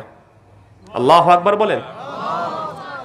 এই জন্য আবারও বলি ভাইয়ারা, আপনার রাসূল বলেছেন খোদার কসম, নবীজি বলেছেন ওয়াল্লাহি লা ইউমিনু আহাদুকুম হাত্তা ইউহিব্বা লিআখিহি মা ইউহিব্বু লিনাফসিহি। নবী বলেন কখনো কখনো এই ব্যক্তি মুমিন হতে পারবে না যতক্ষণ না তার ভাইয়ের জন্য তাই পছন্দ করবে যতক্ষণ যা তার নিজের জন্য সে পছন্দ করে। লা ইউমিনু, নেভার এভার তুমি মুমিন হতে পারবেই না যতক্ষণ তুমি যা পছন্দ করো তোমার ভাইয়ের জন্য তাই পছন্দ করতেই হবে। সুবহানাল্লাহ বলবেন না? আমার ভাইয়েরা, এই কথাগুলো শুধু শোনার জন্য নয়। আমি আপনাদের খেদমতে আবার হয়তো নাও আসতে পারি, আবার হয়তো আপনার সাথে আমার দেখা নাও হতে পারে, কিন্তু বিনয়ের সাথে বলি এটাই অনেক সময় মানুষের শেষ দেখা হতে পারে। কিন্তু মনে রাখবেন এই কথাগুলো একটু হৃদয়ের কান দিয়ে শুনবেন। কিসের কান? জোরে বলেন। হৃদয়ের কান। একটু চোখ বন্ধ করবেন যে আমি যেই পছন্দ করি এই পছন্দটা অন্যের জন্য করি কিনা। আমি আমার ঘরের পানির রাস্তায় ফেলে দিলাম, আমার একটা গাছ অপরের ঘরের টিন সেটা বাঁকা করে ফেলছে, অন্য ব্যক্তির নারিকেল গাছের নারিকেল পরে আমার টিন ভেঙে ফেললে আমার কি ভালো লাগতো কিনা, এই প্রশ্ন আপনি আপনাকে করবেন। আপনার বাড়ির আওয়াজ, আপনার বাড়ির কোনো একটা মিউজিকের আওয়াজ অপর ভাইয়ের সন্তানের ঘুম হারাম করে দিলে, আপনার বাচ্চার ঘুম অন্যের আওয়াজে হারাম করে দিলে আপনার খারাপ লাগবে কিনা, এই চিন্তা আপনি সেই জায়গাতে নিয়ে করবেন। যদি ভাবেন যে না আমি এবং সে সমান, আমি যে কাজ করি সেই কাজে সে কষ্ট পাওয়ার নয়, আপনি ভাববেন আপনি মুমিন। এই কথা আমি বলি নাই, এই কথা এমন এক ব্যক্তি বলেছেন জীবনে যিনি কোনোদিন কোনো মিথ্যা বলেন নাই। যেই নবী সম্পর্কে আরবের কাট্টা কাফেররা বলেছে তিনি হচ্ছেন আল আমিন ওয়া হুয়া সাদিকুল মাসদুক, তিনি হচ্ছেন পৃথিবীর সবথেকে সত্যবাদী মানুষ। সেই নবী বলেছেন আল্লাহ। আর ঈমান তো নবীর উপরে নির্ভর করে। ঈমান তো কেবল নামাজ আর রোজার মধ্যেই সীমাবদ্ধ না। ঈমানের সংজ্ঞা কি আপনি জানেন? ঈমান কি জিনিস ভাইরা প্রশ্ন করেন। ঈমানের পথে আপনি 40-50 দিন সময় লাগিয়েছেন। যদি আমি বলি মা আল ঈমান, ঈমান কে জিনিস, আপনি সেই সংজ্ঞা দিতে পারবেন না। আপনি তো মুমিন হয়ে বংশানুক্রমে বসে আছেন, ভেবেছেন আমার বাপ মুমিন, আমিও তো মুমিনের বেটা মুমিন। কিন্তু আপনার ঈমান কোন জায়গাতে আছে আপনি ক্যালকুলেশন করেন নাই। আপনার নবী বলেছেন ওয়াল্লাহি লা ইউমিনু আহাদুকুম, আল্লাহর কসম তোমাদের কেউ মুমিন হতে পারবে না হাত্তা ইউহিব্বা লি আখিহি, তার ভাইয়ের জন্য তাই পছন্দ করতে হবে মা ইউহিব্বু লিনাফসিহি, নিজের জন্য যা পছন্দ করবে। সুবহানাল্লাহ। এজন্য বন্ধু আমি আপনাদের খেদমতে এই আরজ করি, একটু নড়েচড়ে বসেন, জাস্ট অ্যান ইন্টেনশন, ছোট্ট একটা নিয়ত, ছোট্ট একটা নিয়তে আপনি আল্লাহর ওলি হতে পারবেন। সুবহানাল্লাহ বলবেন না ভাইরা? একটা নিয়ত করেন না, দেখবেন আপনি কত বড় লাগবে আপনার মনটা। নবী একদিন বললেন একটু পরে একটা লোক ঢুকবে, এটা জান্নাতি। যেই লোকটা ঢুকেছেন কেউ চিনে না তাকে, অজু করে এসেছেন, দাড়ি বেয়ে পানি পড়ছে, বগলের নিচে জোতা। দ্বিতীয় দিন বললেন একটু পরে একটা লোক ঢুকবে জান্নাতি, আবার সেই লোক। তৃতীয় দিন আবার সেই লোক। আল্লাহু আকবার বলেন। ইবনে ওমর রাদিয়াল্লাহু গেলেন তার বাড়িতে, 3 দিন মেহমান থাকার পরে বললেন দ্য মিশন ইজ ফেইলড, আমি যে উদ্দেশ্যে আসছি এটা ফেইলড হয়েছে। কেন? কারণ আমি ভাবছি আপনি অনেক আমল করেন, অনেক আমলের বদৌলতে নবীজি আপনাকে জান্নাতি বলে 3 বার সার্টিফাই করেছেন, বাট আমি দেখলাম তুমি আর আমরা সবাই সমান, তুমি আলাদা কোনো আমল করো না ভাই। কিন্তু নবীজি তোমাকে 3 বার প্রেডিকশন করেছেন জান্নাতের। ওয়াই? কারণ কি? সেই সাহাবে জবাব দিয়েছেন খোদার কসম, আলাদা কোনো আমল আমি করি নাই, নামাজ রোজা হজ যাকাত তোমরা যেমন করো আমি তেমনই করেছি, কিন্তু আমি প্রতিদিন যখন ঘুমোতে যাই রে ইবনে ওমর, আমার হৃদয়ে কোনো হিংসা রাখি না, তামাম পৃথিবীর সব মুমিন ভাইকে আমি মাফ করে দিয়ে ঘুমোতে যাই।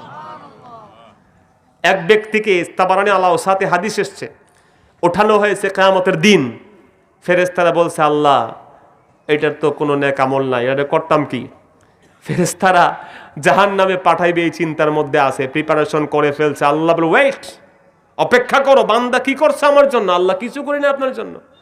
আল্লাহ বলেন দেখো এই ব্যক্তির মুআশারাত কেমন, মুআমালাত কেমন, ইবাদতে ঘাটতি আছে বাট এর আচরণ কেমন, লেনদেন কেমন। ফেরেশতারা বলে আল্লাহ আমরা তার লেনদেনকে ইনভেস্টিগেট করে দেখেছি, অডিট করেছি, আমরা দেখেছি আল্লাহ আপনার এই গোলাম মানুষকে শুধুই ঋণ দিত। আল্লাহু আকবার বলেন। ঋণ দিতে এত বেশি, ঋণ দেওয়ার পরে মানুষগুলো যখন ঋণ রিটার্ন করতে পারত না, আপনার এই বান্দা সমানে তার বন্ধুদেরকে ক্ষমা করে দিত। আর শাহিমের মালিক তখন বলবে, রে ফেরেশতা শুনে নাও, আমার বান্দা আমার গুণে গুণান্বিত হয়ে গেছে। আমার গুণ হচ্ছে গাফফার, আমার গুণ হচ্ছে সাত্তার, আমার গুণ হচ্ছে আফুউন কারীম। আমি ক্ষমা করতে ভালোবাসি। আমার বান্দা যেহেতু তার ভাইদের ক্ষমা করেছে সমানে, ইভেন তার সন্তানদেরকে বলে এসেছে, সন্তান আমি যেমন মানুষকে ঋণ দিয়ে ক্ষমা করতাম তোমরা এইভাবে করবা। আমি আজকে আমার এই বান্দাকে ক্ষমা না করে কেমনে পারি? আমার ভাইয়েরা, ক্ষমা করলে আপনার দিল বড় হয়ে যাবে। মানুষকে ক্ষমা করলে আপনার দিলকে পৃথিবীর সম বড় করে দিবেন কে? জোরে বলেন। এজন্য পই পই করে হিসেব রাখা যাবে না। কথা বোঝেন নাই? পই পই করে হিসেব রাখাও যাবে না, লিখে রাখা যাবে না, বাট আপনি মাফ করে দিবেন। যদি আপনি মাফ না করেন তাহলে আপনি আল্লাহর কাছে কোন ভরসায় মাফ চাইবেন? ঠিক কিনা জোরে কন। আমার মুসলমান ভাইয়েরা, এজন্য আল্লাহ রাব্বুল আলামিন অন্য আয়াতে বলেছেন, লাইসাল বিররা আন তুওয়াল্লু ওয়াজুহাকুম কিবালাল মাশরিকি ওয়াল মাগরিব ওয়ালাকিন্নাল বিররা মান আমানা বিল্লাহি ওয়াল ইয়াউমিল আখির ওয়াল মালাইকাতি ওয়াল কিতাবি ওয়ান নাবিয়িনা ওয়া আতাল মাল আলা হুব্বিহি। আল্লাহ তাআলা বলছেন যে নিশ্চয়ই কেবলমাত্র নেক কাজ এটা নয় যে তুমি সকাল বিকাল মাশরিক মাগরিবে তোমার মাথা ঘোরালা, চেহারা ঘোরালা, বরং প্রকৃত নেক কাজ হচ্ছে আল্লাহর উপরে ঈমান, ফেরেশতার উপরে ঈমান, কিতাবের উপরে ঈমান, ওয়া আতাল মালা আলা হুব্বিহি, এবং প্রয়োজন থাকার পরেও সম্পদ মানুষের কাছে দান করা। সুবহানাল্লাহ বলেন। অন্য আয়াতে আল্লাহ বলছেন, লান তানালুল বিররা হাত্তা তুনফিকু মিম্মা তুহিব্বুন।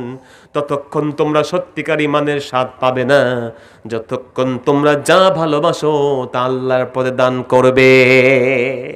হযরত আবু তালহা এসে বললেন, নবী গো, আমার এটা হচ্ছে সবচেয়ে বড় বাগান, শত শত খেজুর গাছওয়ালা বাগান, এটা আমার কাছে সব থেকে প্রিয়। আল্লাহ বলে দিয়েছেন, সব থেকে প্রিয় বস্তু দান না করলে নাকি সত্যিকার কল্যাণ হাসিল করা যাবে না। এই মুহূর্তে আমি এই আয়াত শোনার পরে আমার সব থেকে প্রিয় এই বাগানটাকে আল্লাহর পথে দান করে দিলাম। যায়েদ ইবনে হারেসা এসে বলেন, নবী, আমার সব থেকে বড় যানবাহন হচ্ছে আমার এই নিশানদার ঘোড়া। এই ঘোড়ায় চড়ে আমি দূর দূরান্তে যাই, মালামাল বহন করি, ব্যবসার কাজে যেখানে ইচ্ছা সেখানে যাই। নবী, আমার এই নিউ ব্র্যান্ডেড এই ঘোড়াটা আমি আল্লাহর পথে দান করতে চাই। নবী বললেন, তোমার কি প্রয়োজন নাই? বললেন, নবীকে প্রয়োজন থাকলে হবে কি, এটা আমার সব থেকে বিপদের সঙ্গী, কিন্তু আল্লাহই তো বলে দিয়েছেন, লান তানালুল বিররা হাত্তা তুনফিকু মিম্মা তুহিব্বুন। পছন্দনীয় জিনিস দান করলে নাকি জান্নাতি হওয়া যাবে না। সুবহানাল্লাহ। এই জন্য ভাইয়ারা, ঈমানের মানদণ্ড হচ্ছে যে আপনি নিজের উপরে অন্যকে প্রাধান্য দিতে হবে। তার মানে আপনি পরার্থ পরায়ণ হতে হবে। স্বার্থপর হলে ওই ব্যক্তি ঈমানদার হতে পারবে? কথা বলেন, পারবে না। এই জন্য অন্যকে প্রাধান্য দেওয়া। যেমন দেখেন, পৃথিবীর ইতিহাসে একসাথে এত মানুষ ঈমান আনে নাই যত মানুষ নবী মূসার মুজিজা দেখে ঈমান এনেছিল। তাফসীর বলছে প্রায় 5 লক্ষ জাদুকর একসাথে কালেমা পড়ে মুসলমান হয়ে গেছে। সুবহানাল্লাহ বলবেন না? মূসা আলাইহিস সালাতু ওয়াস সালাম, তার ওই লাঠির কথা বারবার বলছি। আল্লাহ জিজ্ঞেস করেছেন, লাঠি কি করো তুমি এটা দিয়া? আল্লাহ, এইটা করি। আল্লাহ বলছেন, মূসা, তুমি জানো না এই লাঠির কি মুজিজা? আলকিহা ইয়া মূসা, লাঠিটা মাটিতে ফেলো। মাটিতে ফেলতে দেরি, ওই লাঠিকে সাপ বানায় দিয়েছেন কে? 5 লক্ষ জাদুকর একদিকে ভাই, একদিকে নবী মূসা। 5 লক্ষ জাদুকর নবী মূসা আলাইহিস সালামের মুজিজা দেখে মুসলমান হয়েছে, এটা অধিকাংশের বক্তব্য। কিন্তু তাফসীরের কিতাবে অনেক আল্লাহওয়ালা আলেমরা বলেছেন না, দ্য রিজন ওয়াজ ডিফারেন্ট। মানে এই 5 লক্ষ জাদুকর কেবলই মুসা নবীর মুজিজা দেখে মুসলমান হয় নাই। আরে আমার নবীর মুজিজার থেকে বড় মুজিজা আর ছিল? জোরে বলেন না। 3 থেকে 3,500 মুজিজা। আপনি বলেন তো, এখানে আলেম ওলামারা আছেন, 3,000 লোক নবীজির কাছে কেবল মুজিজা দেখে মুসলমান হয় নাই।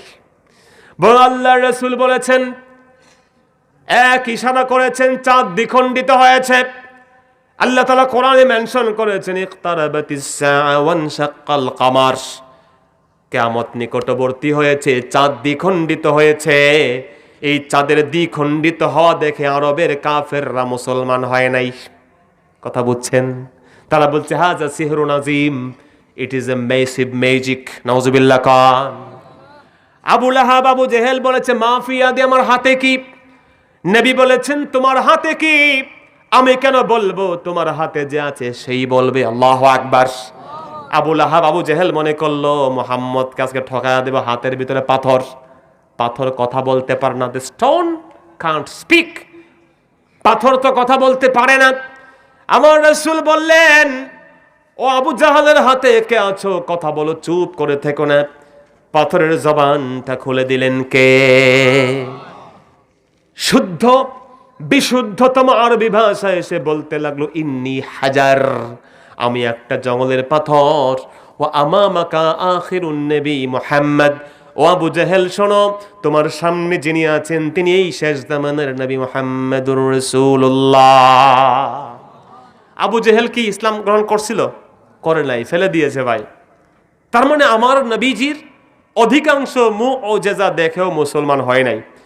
এজন্য আল্লাহ ওয়ালা যারা মুফাসসির তারা বলেছেন যে 5 লক্ষ জাদুকরের ইমানের পিছনে মূল কাহিনী ছিল মুজিজা নয়, মূল কাহিনী ছিল আল ইসার। ইসারটা কি? তার মানে হলো, যখন নবী মুসা ইসলামকে সামনে নিয়ে ফেরাউন বলল, মুসা এই হচ্ছে আমার দলের লোক, ওরা জাদু দেখাবে, পৃথিবীর সব থেকে বাছাই করা জাদুকরদের নিয়ে আসছি, আর তুমি একদিকে দেখাও, খেলা হবে। কথা বোঝেন নাই? সেই খেলার মাঠে মুসা ইসলাম কি করবেন? তখন মুসা নবীকে 5 লক্ষ জাদুকরদের প্রতিনিধি গিয়ে বলছে, আমাদের পক্ষ থেকে কথা হলো, মুসা আপনি আগে লাঠিটা ফেলবেন না আমরা আগে ফেলবো? সুবহানাল্লাহ বলবেন না? ভদ্রতা দেখিয়েছে। পবিত্র কোরআনের ভাষা আল্লাহ বলছেন, ক্বালু ইয়া মুসা, ইয়া মুসা ইম্মা আন তুলকিয়া ওয়া ইম্মা আন নাকুনা নাহনুল মুলকিন। তারা চাইলেই পারত নিজেদের জাদু দেখায় দিতে, কিন্তু সেই সমস্ত 5 লক্ষ জাদুকর সাইয়েদিনা মুসা নবীর কাছে এসে বলল, মুসা গো, আপনি আগে জাদু দেখাবেন নাকি আমরা দেখাবো? আল্লাহু আকবার বলেন। ভদ্রতা, বিনয়, এই যে ইসার, নবীকে তারা নিজেদের উপরে প্রাধান্য দিতে গিয়ে পারমিশন নিয়েছে। আমার আল্লাহর এটা বড় পছন্দ লেগে গেছে। আল্লাহ তাআলা এই কারণে মুসা যখন লাঠি ফেলেছেন সাপ হয়ে গেছে, এরা বুঝতে পেরেছে এটা ম্যাজিক না, এটা সত্যিকার মুজিজা। ওই এক কারণে আল্লাহ তাআলা ঈমানের দৌলত তাদেরকে দিয়ে দিয়েছেন। বলেন সুবহানাল্লাহ। এজন্য বন্ধুগণ, এই পৃথিবীতে মনে রাখবেন, আমরা যারা বসবাস করছি, ঈমানের অবিচ্ছেদ্য অংশ হচ্ছে আল ইসার। অন্যকে প্রাধান্য দিতেই হবে ভাইয়েরা। যদি আপনি অন্যকে প্রাধান্য দেন, আল্লাহ তাআলা আপনার আমলে, আখলাকে, রিজিকে, দোয়া কবুলে বরকত দিয়ে দিবেন। সুবহানাল্লাহ। আমার নবী বলেছেন, ইজা দাআল মুসলিমু লি আখিহি, যখন একজন মুসলমান ভাইয়ের জন্য কোনো মুসলমান দুহাত তুলে দোয়া করে, রহমতের নূরের ফেরেশতা ওই দোয়াকারী ব্যক্তির উপরে ডানা মেলে রহমতের চাদর দিয়ে ছায়া দিতে থাকে। যখন নিজের জন্য দোয়া করছে না, করছে তার ভাইয়ের জন্য, ভাইয়ের সন্তান অসুস্থ, হাত তুলে বলছে, আল্লাহ আমার ভাইয়ের ছেলেটাকে বাঁচা দেন, ভাইয়ের ছেলে বিপদে পড়েছে, দোয়া করছে, আল্লাহ আমার ভাইয়ের ছেলেটাকে আপনি সুস্থ করে দেন। নিজের ভাইয়ের জন্য, অপর মুসলমানের কল্যাণের জন্য যে লোক দোয়া করে, রহমতের ফেরেশতা ডানা বিছিয়ে আমিন আমিন বলতে থাকে। শুধু আমিন বলে না, ওই ফেরেশতা বলে, আল্লাহ ওয়ালি আবদিকা কামা দা, আল্লাহ আপনার বান্দা তার ভাইয়ের জন্য যা চায় আপনি তার জন্য ওইটা কবুল করে ফেলেন। সুবহানাল্লাহ বলবেন না? আউলিয়া কেরাম বলেছেন, হাদিসের ব্যাখ্যাকাররা বলেছেন যে হতে পারে ওই ব্যক্তির দোয়া কোনো কারণে বেজে থাকতে পারে, বাট ফেরেশতারা সুপারিশ করেছে ওই ব্যক্তির জন্য আল্লাহ তাআলা এই দোয়া কবুল করেই ফেলবেন। সুবহানাল্লাহ। হযরত আলী রাদিয়াল্লাহু তাআলা আনহু তিনি একদিন কাজ করেছেন ইহুদিদের জন্য। ইহুদি ব্যক্তি তাকে টাকা দিল, ক্যাশ টাকা দিয়ে তিনি আটা কিনে নিয়ে আসছেন। আটা দিয়ে তিনি তার বিবিকে বললেন, ফাতেমা রাদিয়াল্লাহু আনহা, আলী রাদিয়াল্লাহু আনহার বিবির নাম কি? জোরে বলেন। উনি কার মেয়ে বলতে বলেন তো? আমাদের নবীর মেয়ে, নবীর জামাই ছিলেন আলী রাদিয়াল্লাহু তাআলা আনহু। ফাতেমা রাদিয়াল্লাহু আনহাকে বলেন, ফাতেমা এই আটা এতগুলো একসাথে খাওয়া লাগবে না, 3টা ভাগ করো। 3 ভাগ করে 1 ভাগ খামির বানাও, তাই না, কাই বানাও, তার রুটি বেলো, আমরা খাবো। যখনই খামির থেকে রুটি বেলা হলো, সেদ্ধ করা হবে, হঠাৎ করে দরজার সামনে একজন মিসকিন এসে বলল, কিছু খাবার হবে? হযরত আলী মাত্র কাজ কাম সেরে আসছেন, বুঝেন নাই, চরম খিদা লাগছে। যখনই মিসকিন এসে খাবার চেয়েছে, আমরা হলে তো যার পরনেই বিরক্ত হতাম। কথা কোন ঠিক কি না? মিসকিন তো ভালো, আরে আত্মীয় স্বজন আসলে খেপে যাই আমরা, আছে না নাই? ঢাকা শহরে ফ্ল্যাট বাসা করছে, 10-15-20 জন মিলে ফ্ল্যাট করছে, অ্যাপার্টমেন্ট, বিশাল কর্মযজ্ঞ, দেখলে মনে হয় বড় লোকের আখড়া। প্রত্যেকটার ভিতরে এমন কিছু আমল আছে ভাইয়েরা, আফসোস যে আমরা আজকে, সাহাবীদের আমল কি ছিল আর আমাদের আমল কি। আজকে আমাদের সে ভাইয়েরা দরজার ভিতরে, গেটের ভিতরে লিখে দেয়, অতিথিদের গাড়ি বাহিরে রাখেন, আছে না নাই? জোরে বলেন, আপনারা যান নাই ঢাকায়? আমাদের মৌলভীবাজারেও তো হচ্ছে এখন অ্যাপার্টমেন্ট। খবরদার এগুলো লিখবেন না, যারা বানাবেন অতিথিদের জন্য 2টো গাড়ির পার্কিংয়ের ব্যবস্থা করে বানাবেন। আপনি পারেন নাই, জায়গা নাই, লিখবেন করো, লেখার সাহস আপনাকে কে দিয়েছে? কথা বলেন ঠিক কি না? অথচ আপনার রাসূল বলেছেন, মান কানা ইউমিনু বিল্লাহি ওয়াল ইয়াউমিল আখিরি ফালইউকরিম দাইফা। নবী বলেছেন, যে ব্যক্তি আল্লাহ এবং পরকালে বিশ্বাস করে ওই ব্যক্তি তার মেহমানকে সম্মান করে। ওই ব্যক্তি মেহমানকে সম্মান করে। নবীজির কাছে মেহমান এসেছেন, রাসূল বললেন, কোনো খাবার আছে? তখন সাহাবায়ে কেরাম বললেন, নবী আমাদের কাছে তো আল্লাহ রাসূল খাবার দেন। রাসূল তার বিবিদের কাছে পাঠালেন, যাও খাবার নিয়ে আসো। নবী করিম সাল্লাল্লাহু আলাইহি ওয়া আলিহি ওয়াসাল্লাম বিবিদেরকে বলেন, খাবার দাও। বিবিরা বলেন, নবী খাবার তো নাই, খালি পান করার মতো কিছু পানি আছে, আর কিছু নাই। নবীজি হচ্ছেন তখন মদিনা স্টেটের প্রধান ব্যক্তি। বন্ধুগণ আমার, তখন আবু তালহা রাদিয়াল্লাহু তাআলা হাত তুলে বললেন, রাসূল জি পারমিশন দেন, আপনার মেহমানকে আমি নিয়ে যাই। এ ঘটনা আপনারা অনেকেই জানেন। রাসূলের মেহমানকে নিয়ে, নবীর মেহমানকে সম্মান করো, বিবি কি আছে খাবার নিয়ে আসো। তখন বিবি বলে, মা ইনদানা ইল্লা কুতু সিবিয়ানি, আমার বাচ্চার খাবার ছাড়া কোনো খাবার নাই স্বামী, আপনি ভালো জানেন। মেহমান নিয়ে এসেছেন, নবীর মেহমান, কিন্তু আমাদের তো নিজেদেরই খাবার নাই। স্বামী বললেন, বিবি আমার বাচ্চাদের ঘুম পাড়ায়া দাও, খাবার যা আছে সামনে দাও, বাতি জ্বালাও। মেহমানকে বুঝতে দেওয়া যাবে না যে আমাদের ঘরে খাবার নাই, বিব্রত হবে। বাচ্চাদের ঘুম পাড়ানোর পরে বাসন কাসন নিয়ে আসো, আমরা ওই পাশে বসে খাবো। মেহমানকে বললেন, ভাইজান আপনি খান। আমার বিবি আবার আমার ছাড়া খায় না, কথা বুঝেন না। অথচ স্ত্রীকে নিয়ে তিনি খালি বাসন কোসন নাড়ছেন, মানে আপনি এখানে খান, আমরা পাশে বসে দুজন মিলে খাওয়া দাওয়া করতেছি, ডোন্ট ওয়ারি, কিছু লাগলে আমাকে বলবেন। আমার ভাইরা, নবীর সাহাবী খালি বাসন কোসন অন্ধকারে নাড়তে লাগলেন। মেহমান ভেবেছেন ঘরওয়ালারাও খেয়ে নিয়েছে, তৃপ্তি ভরে মেহমান খেলেন। সকালবেলা যখন নবীর দরবারে মেহমানকে নিয়ে আবু তালহা হাজির, নবীজি বললেন, আবু তালহা তুমি কি মনে করো আমি খবর পাই নাই? তোমরা গতকালকে যে কাজ করেছো, দহিকাল্লাহুল লাইলাতা বিফিলিকুমা মিফআলিকুমা। আমার সাহাবী আবু তালহা, গতকালকে তোমরা দুজন মিলে যে কাহিনী করেছো, এই দৃশ্য দেখে আমার আল্লাহ হেসে দিয়েছে। আল্লাহ খুশি হয়ে গেছেন তোমাদের কর্মকাণ্ডে। যেই টেকনিক ইউজ করেছে মেহমানের তাজিমে, আমার রাসূলকে সব কিছু খবর দিয়েছেন কে? জোরে বলেন। এই জন্য বন্ধুরা, মেহমান তার রিজিক নিয়ে আসে, কিন্তু আপনি জায়গা দিতে পারেন না। কুকুর হইতে সাবধান, অতিথিদের গাড়ি বাহিরে রাখেন। এই অধ্যত্ত আপনাকে কে দিয়েছে? রাসূলুল্লাহ বলেছেন ইমানদার হতে হলে মেহমানকে সম্মান করতে হবে। What kind of respection is this? এটা কোন ধরনের ভদ্রতা? কথা বলেন। এজন্য খবরদার, মেহমান তার রিজিক নিয়ে আসে, সে আপনার রিজিক খেয়ে ফেলতে আসে না। হযরত আলী বললেন মিসকিনকে দিয়ে দাও। আরো তো আছে।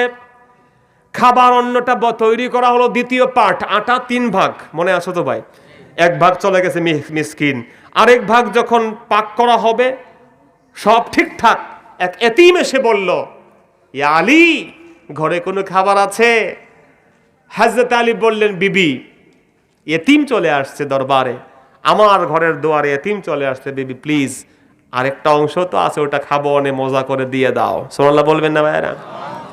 অথচ লোকটা কাজ করে এসেছেন, কঠিন ক্ষুধা, ওয়ালাউ কানা বিহিম খাসাসা, নিজেদের প্রয়োজন আছে, তারপরে তিনি যখন তৃতীয়বার খাদ্য তৈরি করা হলো, অবাক হয়ে যাবেন আপনি।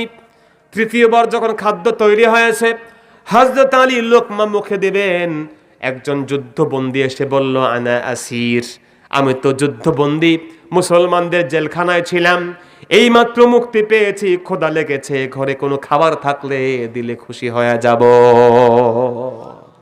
হযরত আলী রাদিয়াল্লাহু আনহু, বিবি রে, এতিমও ফিরে যায় নাই, মিসকিনও ফিরে যায় নাই।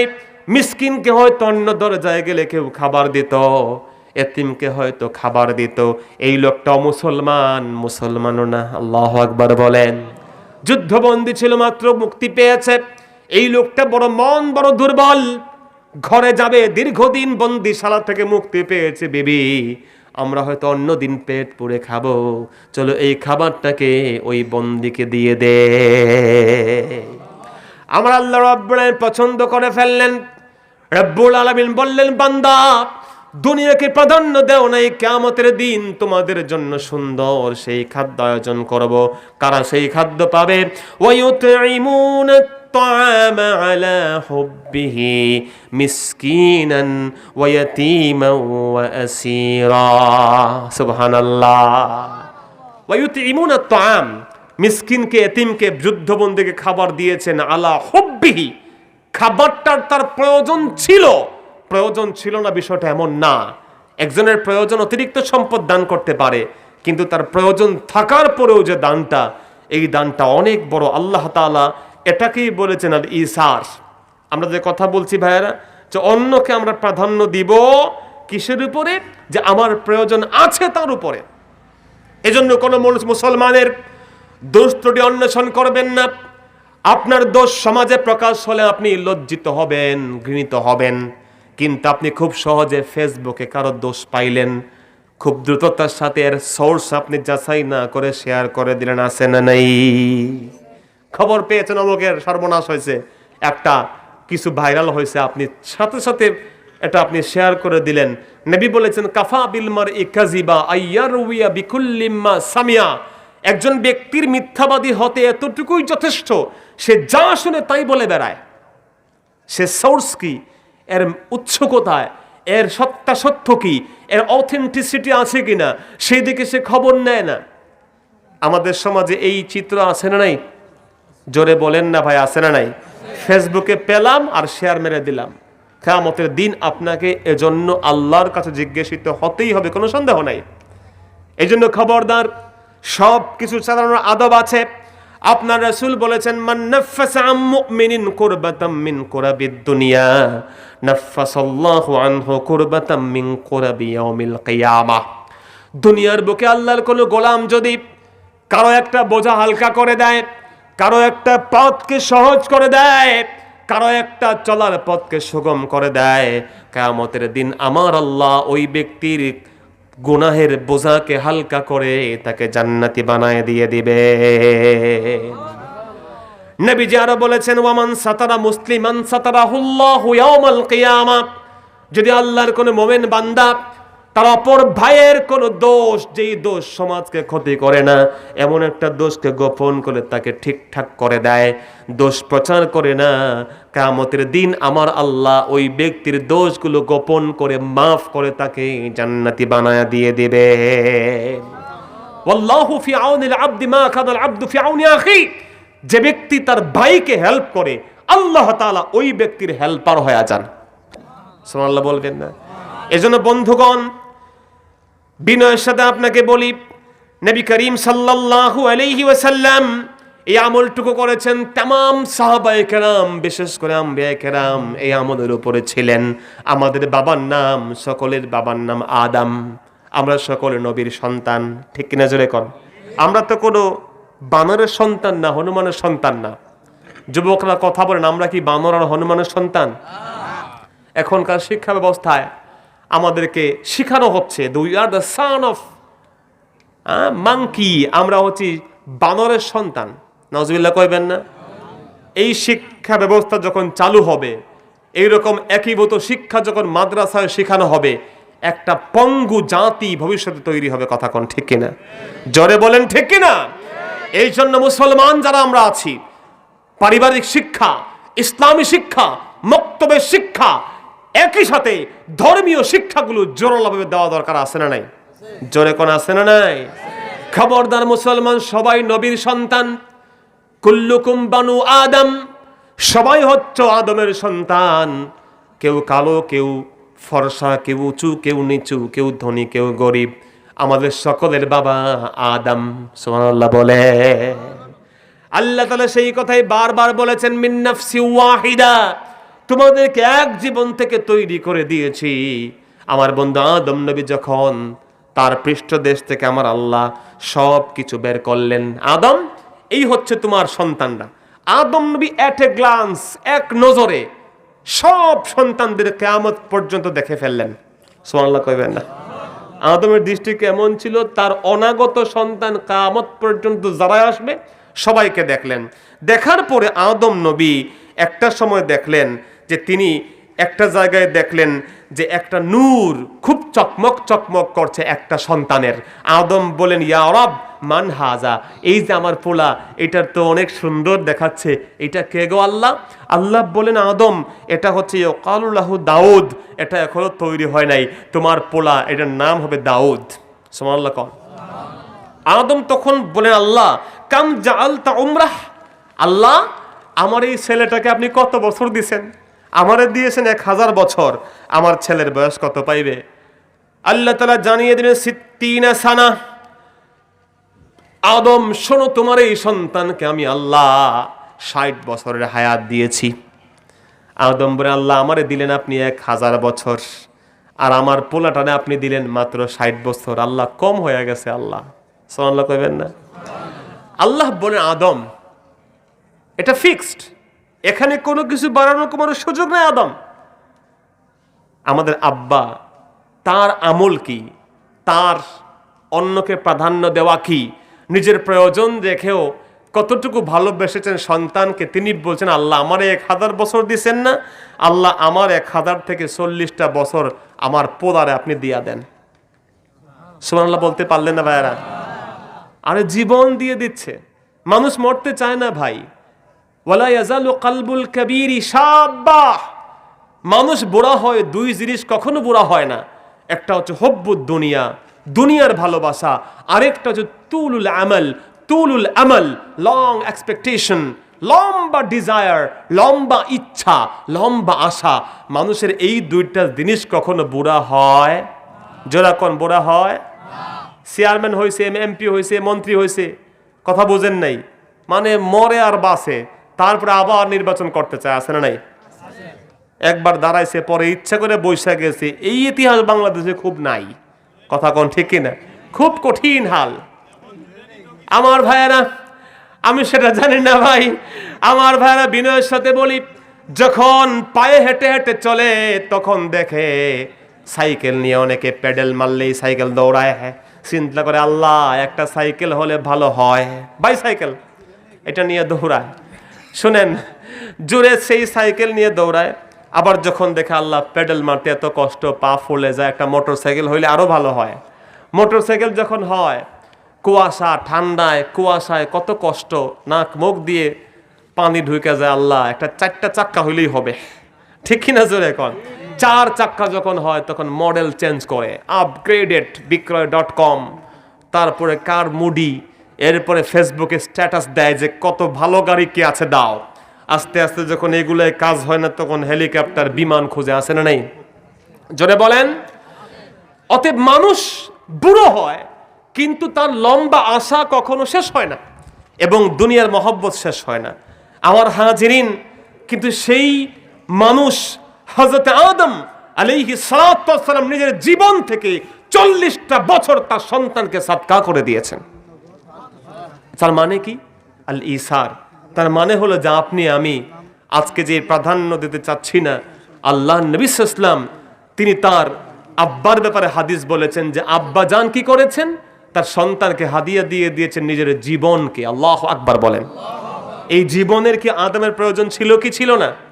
অনেক ছিল। ইভেন যখন মালাকুল মাউত এসে বললেন আদম লেটস গো, চলেন যাই, কারণ আমাদের নবী মুসার আগ পর্যন্ত সবাইকে পারমিশন নিয়ে মালাকুল মাউত কবজ করতেন, কিন্তু মুসা নবীকে কবজ করতে আইসা মালাকুল মাউত নিজেই বিপদে পড়ে গেছে। কথা বোঝেন নাই? এমন থাপ্পড় দিয়েছেন মুসা নবী, এক থাপ্পড়ে মালাকুল মাউতের খবর হয়ে গেছে। আল্লাহু আকবার বলেন। তখন থেকে মালাকুল মাউত আল্লাহর কাছে বলেছেন, আল্লাহ প্লিজ এটা উইথড্র করেন, আর পারমিশন নিতে পারবো না। আল্লাহু আকবার। যখন আল্লাহ তাআলা হযরতে আদম আলাইহিস সালামের রূহ কবজ করতে আসলেন, তিনি বলেন, কি বলো মালাকুল মাউত, আমার এখনো 40 বছর বাকি। বাবা আপনি তো আপনার পোলাকে গিফট করে দিয়েছেন। ও আচ্ছা, আমি ভুলে গেছিলাম। আল্লাহু আকবার বলেন। নবীজি বলছেন, নাসিয়া আদম ফানাসিয়াত যুররিয়াতুহু, আদম ভুলে গিয়েছিলেন, তার সন্তানরাও ভুলে যায়। ভুল হলে আল্লাহ তাআলা কিছু লিখেন না। সুবহানাল্লাহ কোন? ভুল হলে মাঝে মাঝে ভালো হয়। যেমন নামাজি ভুল হলে আমরা 2টা সাজদা দেই, সাহু সাজদা দেই কি দেই না ভাই? ভুল হলে 2টা এক্সট্রা সাজদা দিলাম, আগের 2টা সাজদাকে আল্লাহ মাইনাস করে ফেলে দিবেন? জোরে কোন? হতে পারে এই 2টা সাজদা আপনাকে জান্নাতে নিয়ে যাবে। সুবহানাল্লাহ কোন না? আপনাকে কেউ বকা দিয়েছে, যদি আপনি না ভুলতেন, যেই দিন আপনার বাবা মারা গেছেন, যেদিন আপনার ভাই মারা গেছে, যেদিন আপনার সন্তান মারা গেছে, আপনার মতো কেউ কাঁদে নাই। আপনার বাবাকে আপনি যখন কবরে রেখেছেন, আপনার মনে হয়েছে কবরে আমি রয়ে যাই, আমি উঠে করব কি? আমার ভাই সেই দিন আজকে চলে গেছে, সেই দিনের সেই ভাব, সেই দিনের সে অনুভূতি আজকে নাই। এটা আল্লাহ তাআলাই ভুলাই দিয়েছেন। এই ভুলার মধ্যেও ভালো কিছু আছে না নাই? জোরে বলেন। আমার ভাইয়েরা, অতএব আদম আলাইহিস সালাতু ওয়াস সালাম তার জীবন থেকে সাদকা করেছেন। নবী মুসা আলাইহিস সালাতু ওয়াস সালামকে যখন আল্লাহ বললেন, ইযহাব ইলা ফিরআউনা ইন্নাহু তাগা, যাও ফেরাউনের কাছে দাও, সে বাড়াবাড়ি করছে। আমি সংক্ষেপ করছি ভাইয়ের আমার, হযরতে মুসা সেই সময় আল্লাহর কাছে দোয়া করে বললেন, রব্বিশরাহলি সাদরি, রব্বিশরাহলি সাদরি ওয়ায়াসসির লি আমরি ওয়াহলুল উকদাতাম মিন লিসানি ইয়াফকাহু কওলি। মুসা ইসলাম, আল্লাহ আমার দিলটা আপনি বড় করে দেন। সুবহানাল্লাহ বলবেন না? দায়ী যিনি হবেন, দায়ী যিনি আল্লাহর পথে মানুষকে ডাকবেন, তার দিল বড় হতে হবে। যিনি মানুষকে আল্লাহর পথে ডাকবেন, তার দিলটা কি হতে হবে? বড়। যদি তিনি মনে করেন যে হুজুর বইলেন আহলে হাদিস আছে কিনা, সাইসা ফালামু, মিলাদ কামের বিরোধী আছে কিনা, আজকে কিয়াম করে হালামু, মিলাদের পার্টি আছে কিনা, ওদেরকে আজকে বাস দিয়া দিমু, খোদার কসম আপনি কাউকে হেদায়েত করতে পারবেন না। এবং মোস্ট অফ আস, আফসোস হচ্ছে আমরা অনেকেই এই আসাবিয়াত থেকে বের হতে পারি নাই। কি ভাই ঠিক না? এই জন্য আমরা আমাদের দিলকে বড় করতে হবে। মুসা নবী ফেরাউনের কাছে যাচ্ছেন, তিনি প্রথমে এটা বলেন না আল্লাহ লাঠি দেন, ফেরাউনকে মারতে হবে। তিনি বলছেন রব্বিশরাহলি সাদরি, আল্লাহ আমার দিলটা আপনি বড় বানায়া দেন। চিৎকার দিয়ে বলেন না সুবহানাল্লাহ। ওয়ায়াসসির লি আমরি, আমার কাজটা সহজ করে দেন। ওয়াহলুল উকদাতাম মিন লিসানি, জিহ্বার মধ্যে আল্লাহ বাবলিং আছে। কারণ মুসা নবী কেবল আজরাইলকে, মালাকুল মাউতকে থাপ্পড় দেন, প্র্যাকটিস করছেন ছোটবেলা থেকে।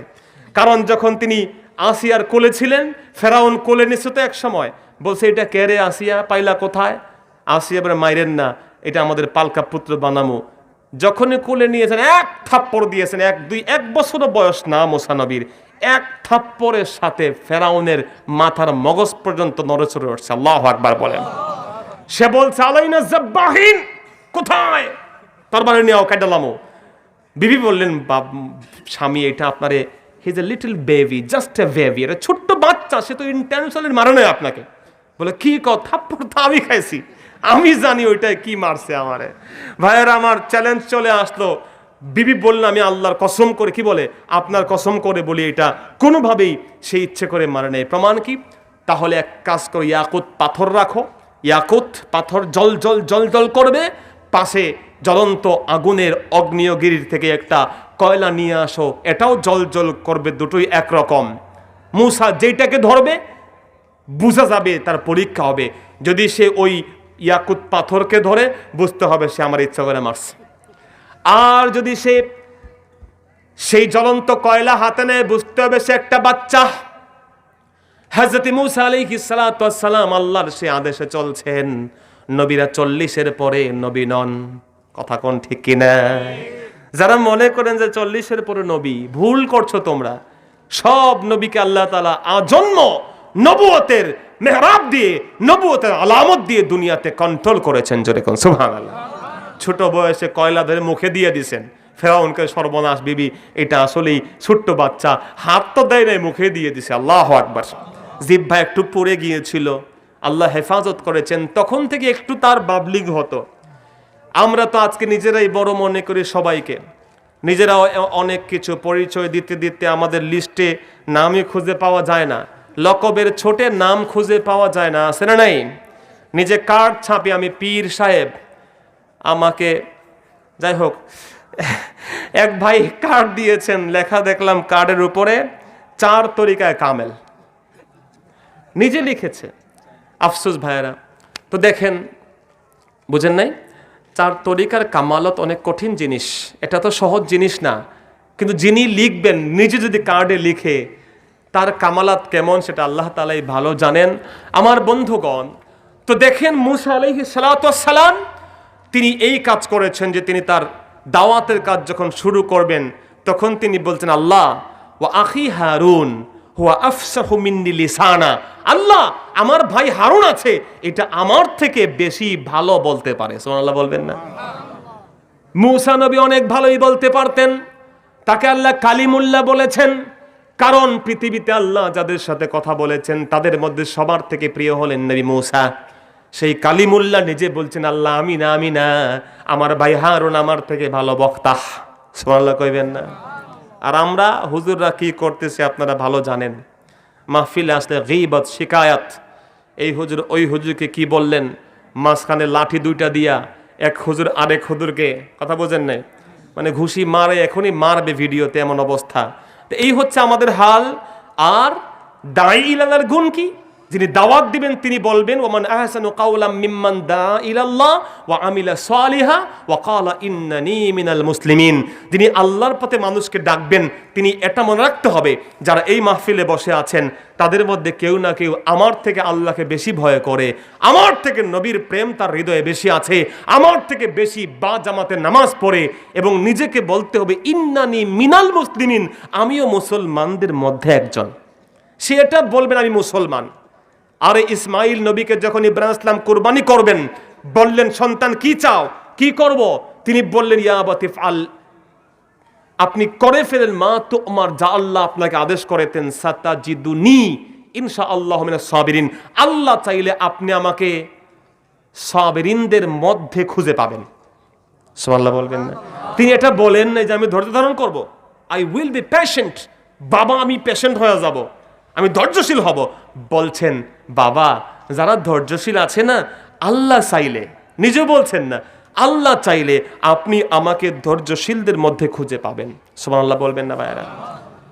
হযরত মূসা তার ভাইকে প্রাধান্য দিতে গিয়ে বললেন আখি হারুন, এটা আমার ভাই, এটা আমার থেকে ভালো বলতে পারে। আর তার বিপরীত চিত্র করেছে ইবলিস। ইবলিসকে বলা হয়েছে উসজুদ লি আদম, আদমকে সাজদা করো। ইবলিস কয় আনা খায়রুম মিন, আই এম বেটার দেন হিম। আল্লাহ আমি তার থেকে ভালো, ওরে বানাইছেন মাটি দিয়া, আমারে বানাইছেন আগুন দিয়া, আমি ভালো, আমি ভালো। নাউজুবিল্লাহ কইবেন না? আরে আমারও নমিনেশন দেন, আমি নমিনেশন দিলে পিটাইয়া সব কাটাইলামো, পিঠটা সব দখল করালামো, আছে না নাই? কথা বোঝেন নাই? আর আমরাও বুঝি যে তোরে দিলেই কাম হইব, তুই থাক। নাউজুবিল্লাহ বলবেন না ভাই? এটা চিরদিন থাকবে? জোরে বলেন থাকবে? আমার মুসলমান ভাইয়ারা আমার, এই জন্য তাম পৃথিবীর যত নবী রাসূলরা এমনটাই করেছেন। আমার নবীজিও সেই কাজ করেছেন। আমার নবীকে আল্লাহ তাআলা সব থেকে বড় মর্যাদা দিয়ে বলছেন ওয়ারাফা'না লাকা যিকরাক, বন্ধু আপনার জিকিরকে আমি বুলন্দ করেছি। আমার বন্ধু সম্পর্কে আল্লাহ বলে দিয়েছেন আমি এমন কিছু আমার রাসূলকে দিয়েছি কেউ তার ধারে কাছে নাই। কিন্তু সেই নবী বলেছেন খবরদার আমার উম্মত, কোনদিন আমি নবীকে অন্য কোন নবীদের উপরে সেরা মনে করিও না। সুবহানাল্লাহ। এই জন্য নবী করিম সাল্লাল্লাহু আলাইহি সাল্লাম যখনই তার প্রয়োজন হয়েছে কোন সাহাবায়ে কেরামদের নিজের উপরে অন্যকে তিনি প্রাধান্য দিয়েছেন। আল্লাহর নবীর কাছে একজন ব্যক্তি কাপড় নিয়ে আসছে, নতুন ড্রেস সেলাই করে নিয়ে আসছে, রাসূল আপনাকে গিফট দিলাম। নবীজি পরেছেন, সাহাবীরা বললেন রাসূল খুব সুন্দর হয়েছে। হঠাৎ এক লোক এসে বললেন রাসূল এই জামাটা আমারা দিয়ে দেন। আমি অল্পের মধ্যে শেষ করবো এখনই। নবী করিম সাল্লাল্লাহু আলাইহি ওয়াসাল্লাম বলেন সাহাবী ওয়েট, একটা অপেক্ষা করো। ঘরে গেলেন, ভাঁজ করলেন, প্যাকেট করে ওই নতুন জামাটা একটু পরেছেন, সাহাবীকে গিফট করে দিলেন। সুবহানাল্লাহ বলবেন না? হযরত ওমর খেপে গেলেন, বেটা তুমি দেখো না এই নবীর অন্যান্য জামাগুলো ছেঁড়া ফাড়া হয়ে গেছে, এটা খুব প্রয়োজন ছিল, তার সুন্দর দেখাচ্ছিল, তুমি একেবারে বেলজ্জা বেশরমের মতো চাইলা কেন? সেই সাহাবী তখন বললেন ইন্নী উরিদু আন উকাফিনা বিহা, আমি আশা করেছি এটা পরব তা না, আমার বড় মনের আশা হচ্ছে নবীজি একটু গায়ে দিয়েছেন ওই জামা পরে আমি যেন কবরে যেতে পারি। বলেন সুবহানাল্লাহ। এবং সেই বরকতের হালে আল্লাহ তাআলার ওই নবীর সাহাবীকে সাহাবায়ে কেরাম পরবর্তীতে সেই জামা দিয়ে কবরে পাঠিয়েছিলেন। বরকত এগুলো কি? জোরে বলেন। আমার ভাইরা তো বিশ্বাস করে না বরকত। বলে বরকত কি জিনিস? বরকত তো ধরে দেখানো যায় না, চোখে দেখানো যায় না, এটা রিয়েলাইজ করতে হয় ভাই। সাহাবায়ে কেরাম এই আমলটুকু করেছেন। আমার মুসলমান ভাইয়েরা, নবী করিম সাল্লাল্লাহু আলাইহি ওয়াসাল্লামের অনেক চুল মোবারক ছিল, দাড়ি মোবারক ছিল। সাহাবায়ে কেরাম যখন ইন্তেকালের সময় এসেছে, অধিকাংশ সাহাবীদের কাছে নবীর চুল মোবারক ছিল। বলেছেন শোনো আমার বন্ধুরা, আমার কাফনের সাথে নবীর এই চুল মোবারকটা দিয়ে দিবে। খালিদ বিন ওয়ালিদ যুদ্ধ করতে করতে মাথার মুকুট পড়ে গেছে, পাগড়ি। যুদ্ধের সময় কিছু পড়ে গেলে মাথা নিচু করা জায়েজ নাই, তিনি মাথা নিচু করে উঠায় মাথায় দিয়েছেন।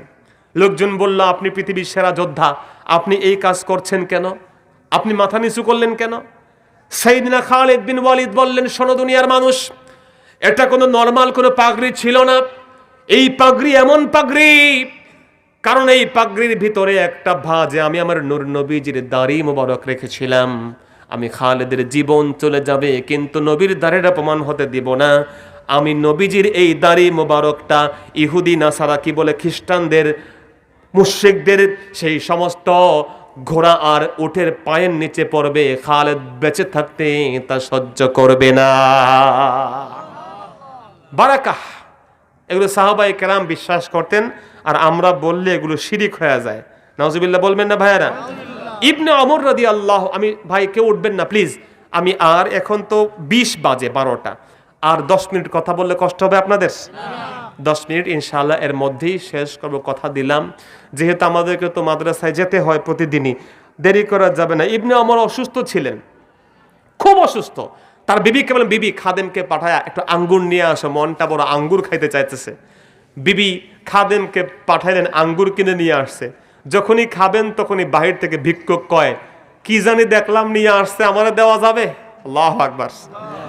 ইবনে ওমর বললেন বিবি ঘরে মেহমান চলে আসছে, ভিক্ষুক ফিরাই দেওয়া যাবে না, সব দিয়ে দিলেন। সুবহানাল্লাহ। কন টাকা আছে আবার যাও। ভাই আমি সংক্ষেপ করে বলি, কমপক্ষে 4 বার খাদেম 4 বার নিয়ে আসছে। ভিক্ষুকটা এমন ভিক্ষুক কথা বোঝেন নাই, জনমের ভিক্ষুক, সে 4 বারই আইসা দরজায় নক করছে। ইবনে ওমর 4 বার তাকে দান করেছেন। সুবহানাল্লাহ বলবেন না? অথচ তিনি অসুস্থ, অসুস্থ হলে কত কিছু ভালো মন্দ খাইতে মন চায়, দিয়ে দিয়েছেন। পঞ্চমবার বিবি লাঠি নিয়ে খাড়াইছে রাস্তার উপরে। কথা বলছেন না? আমার ভাইয়ারা, নাফে রহমতুল্লাহ বলেন যে আমার আম্মাজানকে দেখলাম পরে রাস্তার সামনে এসে খাড়াইছে। পরে দেখলাম যে ভিক্ষুক আসছে, উনি বলেন আর যদি আসো বাসার সামনে, খারাপের সে ভালো কিছু হবে না। এই ধমক খেয়ে লোকটা পরে চলে গেছে। তারপরে ইবনে ওমর তিনি খেজুর কি বলে আঙ্গুর খেতে পেরেছেন। যদি ইনি জানতেন যে বিবি তাকে রাস্তায় আটকাইছে, ইবনে ওমর পঞ্চম ষষ্ঠ যতবার আসতো ততবার তার নিজের উপরে ভিক্ষুককে প্রাধান্য দিতেন। আমার ভাইয়েরা, এই হচ্ছে সাহাবাই কেরামদের আমল। একজন সাহাবীর কাছে এসেছিল ছাগলের মাথা। উনি চিন্তা করলেন ছাগলের মাথা রান্না করবেন, হঠাৎ করে ভালো খাবারও চলে আসছে। তিনি বললেন যে খাবো, আমরা তো ভালো খাবার খাচ্ছি, ছাগলের মাথাটা অন্য কাউকে দেই যে আমাদের থেকে দরিদ্র। দিলেন। ঘুরতে ঘুরতে কয়েক ঘন্টা পরে দেখলেন যে তার ঘরে আবার চলে আসছে। আল্লাহু আকবার। হাদিস বলছে এই ছাগলের মাথাটা 7 ঘর ঘুরে ঘুরে ঘুরে ঘুরে আবার ওই আগের যে সাহাবী প্রথম দান করেছেন তার কাছে আবার চলে আসছে। আল্লাহু আকবার। ওয়া ইউসিরুনা আলা আনফুসিহিম, নিজের উপরে অন্যকে তারা প্রাধান্য দিয়েছিলেন। আমার মুসলমান ভাইয়েরা, ইয়ারমুকের যুদ্ধ হচ্ছে। হযরতে সাহাবায়ে কেরামদের মধ্যে হযরতে ইকরিমা ইবনে আবি সুফিয়ান, সেই সময় আবু জেহেলের পুত্র ইকরিমা তখন মুসলমান হয়েছেন। ইয়ারমুকের যুদ্ধে অনেক মুসলমান শহীদ হয়েছেন। কমপক্ষে 7 জন মুসলমানকে পাশে এনে আহত শুইয়ে দেওয়া হলো। 7 জন মুসলমান যোদ্ধা মুজাহিদ মারাত্মক আক্রান্ত হয়েছেন। সবাই পানি পানি বলে চিৎকার করা শুরু করলেন। মাত্র 1 পেয়ালা পানি আনা হলো, একটা মশক ভর্তি করে, ছোট্ট পানির ভর্তি। সাইয়েদনা হযরত ইকরিমা ওই দলের সর্দার ছিলেন। 7 জন আহত মানুষ, মুজাহিদ সাহাবীরা, কি বলে তাবিঈদের মধ্যে অনেকে ছিলেন আহত। ইকরিমার সামনে যখন আনা হলো যে ইকরিমা পানি নেন, তিনি হচ্ছেন দলের লিডার। তিনি তাকিয়ে দেখলেন তার ডান পাশে আরেকজন ব্যক্তি। তিনি ভাবলেন যে শোনো, আমার মনে হয় ওর পানিটা বেশি জরুরি, তার কাছে পানিটা আমি পরে খাবো। তিনি তার নিজের মুখের পানিটা দিলেন পাশের ভাইকে, তিনি দিলেন তার পাশের ভাইকে। এমন করতে করতে যখন 7ম ব্যক্তির কাছে যাওয়া হলো, উনি আল্লাহর কাছে শাহাদাতের পানি পান করে চলে গেছেন। সুবহানাল্লাহ। কন ফিরে আবার তার কাছে নিয়ে আসতে উনিও নাই। আমার ভাইরা, ইতিহাস বলছে, বিদায়া ওয়ান নিহায়া বলছে, সর্বশেষ যখন ইকরিমার সামনে পানির মশক নিয়ে আসা হলো, হযরত ইকরিমাও হাসতে হাসতে শাহাদাতের পেয়ালা পান করে আল্লাহর দরবারে চলে গেলে। আমি আপনাকে কেমনে বোঝাই? আপনি আজকে লোকাল বাসে উঠলে এমন ভাবে বসেন যে আরেকজন বসতে না পারে। সিএনজিতে উঠলে সেরাই মেরায় বসেন, আরেকজন যাতে উঠতেই না পারে। আছে না নাই? আপনার গাড়িটা একটু পাশাটা এমনে করে রাখেন যাতে আরেকজন যাইতে না পারে। তো এই কাজ কেন আমরা করি? আমরা মুসলমান।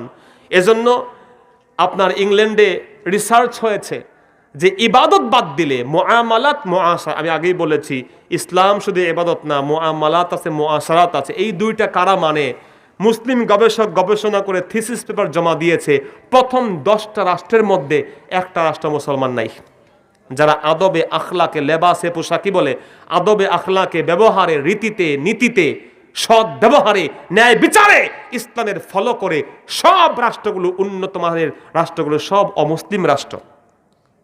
বিদেশে আপনি যান, আপনারা তো ইংল্যান্ডের মানুষ, যান দেখেন সেখানে যেই লোকটা মন্ত্রী, প্রধানমন্ত্রী, ডাক্তারের সিরিয়াল কার্ডসে 7 নম্বরে, কম্পাউন্ডারকে তো দেওয়া ভালো, কোনো কায়দায় সে 6 নম্বরে দেখাতে পারবে না, 7 নম্বরে দেখাতে হবে। আছে না নেই? হ্যান্ডেল ধরে ধরে যাচ্ছেন, কোনো আলাদা কিছু নেই। আমি তো দাঁড়াইছি। ভাইয়ের আমার, নিয়ম নীতি, এই রেগুলেশন ইসলাম এটা শিখিয়েছে। এই শিক্ষা আজকে আমরা বহু দূরে, যে আমরা নিজেদের এই কি বলে স্বার্থপরতায় এমন ডুবে আছি যে আমরা পরার্থপরতাকে ভুলে গেছি। জোরে বলেন নাউজুবিল্লাহ। শেষ করছি একটা হাদিস বলে, হযরত ওমর ইবনে খাত্তাব যখন আহত হলেন, তখন তিনি মৃত্যুবরণ করবেন, শহীদ হবেন, বুঝতে পেরেছেন পৃথিবীতে তার সময় বেশি নাই। তার সন্তানকে বলেন, সন্তান ইজহাব ইলা উম্মিল মুমিনিন আয়েশা, যাও আয়েশা রাদিয়াল্লাহু আনহার কাছে যাও, গিয়ে বলবা যে আপনার কাছে ওমর আপনাকে সালাম জানিয়েছে মা। ওয়ালা তাকুল আমিরাল মুমিনিন, খবরদার আমিরুল মুমিনিন বলবে না, বলবে আপনার নবীর সন্তান। সন্তান মায়ের কাছে একটা আবেদন পাঠিয়েছে, বলেন সুবহানাল্লাহ। আম্মা জান আয়েশা তার মেয়ের মতো, আমরের মেয়ের নাম হচ্ছে হাফসা রাদিয়াল্লাহু আনহা। আয়েশা রাদিয়াল্লাহু আনহা তার থেকেও ছোট, কিন্তু তিনি তো মা। তিনি কি জোরে বলেন, নবীর স্ত্রী আমাদের কি মা। কি বলবারে সন্তান, বলবা যে হযরত ওমরের বড় মনের আশা, ইন্না ওমর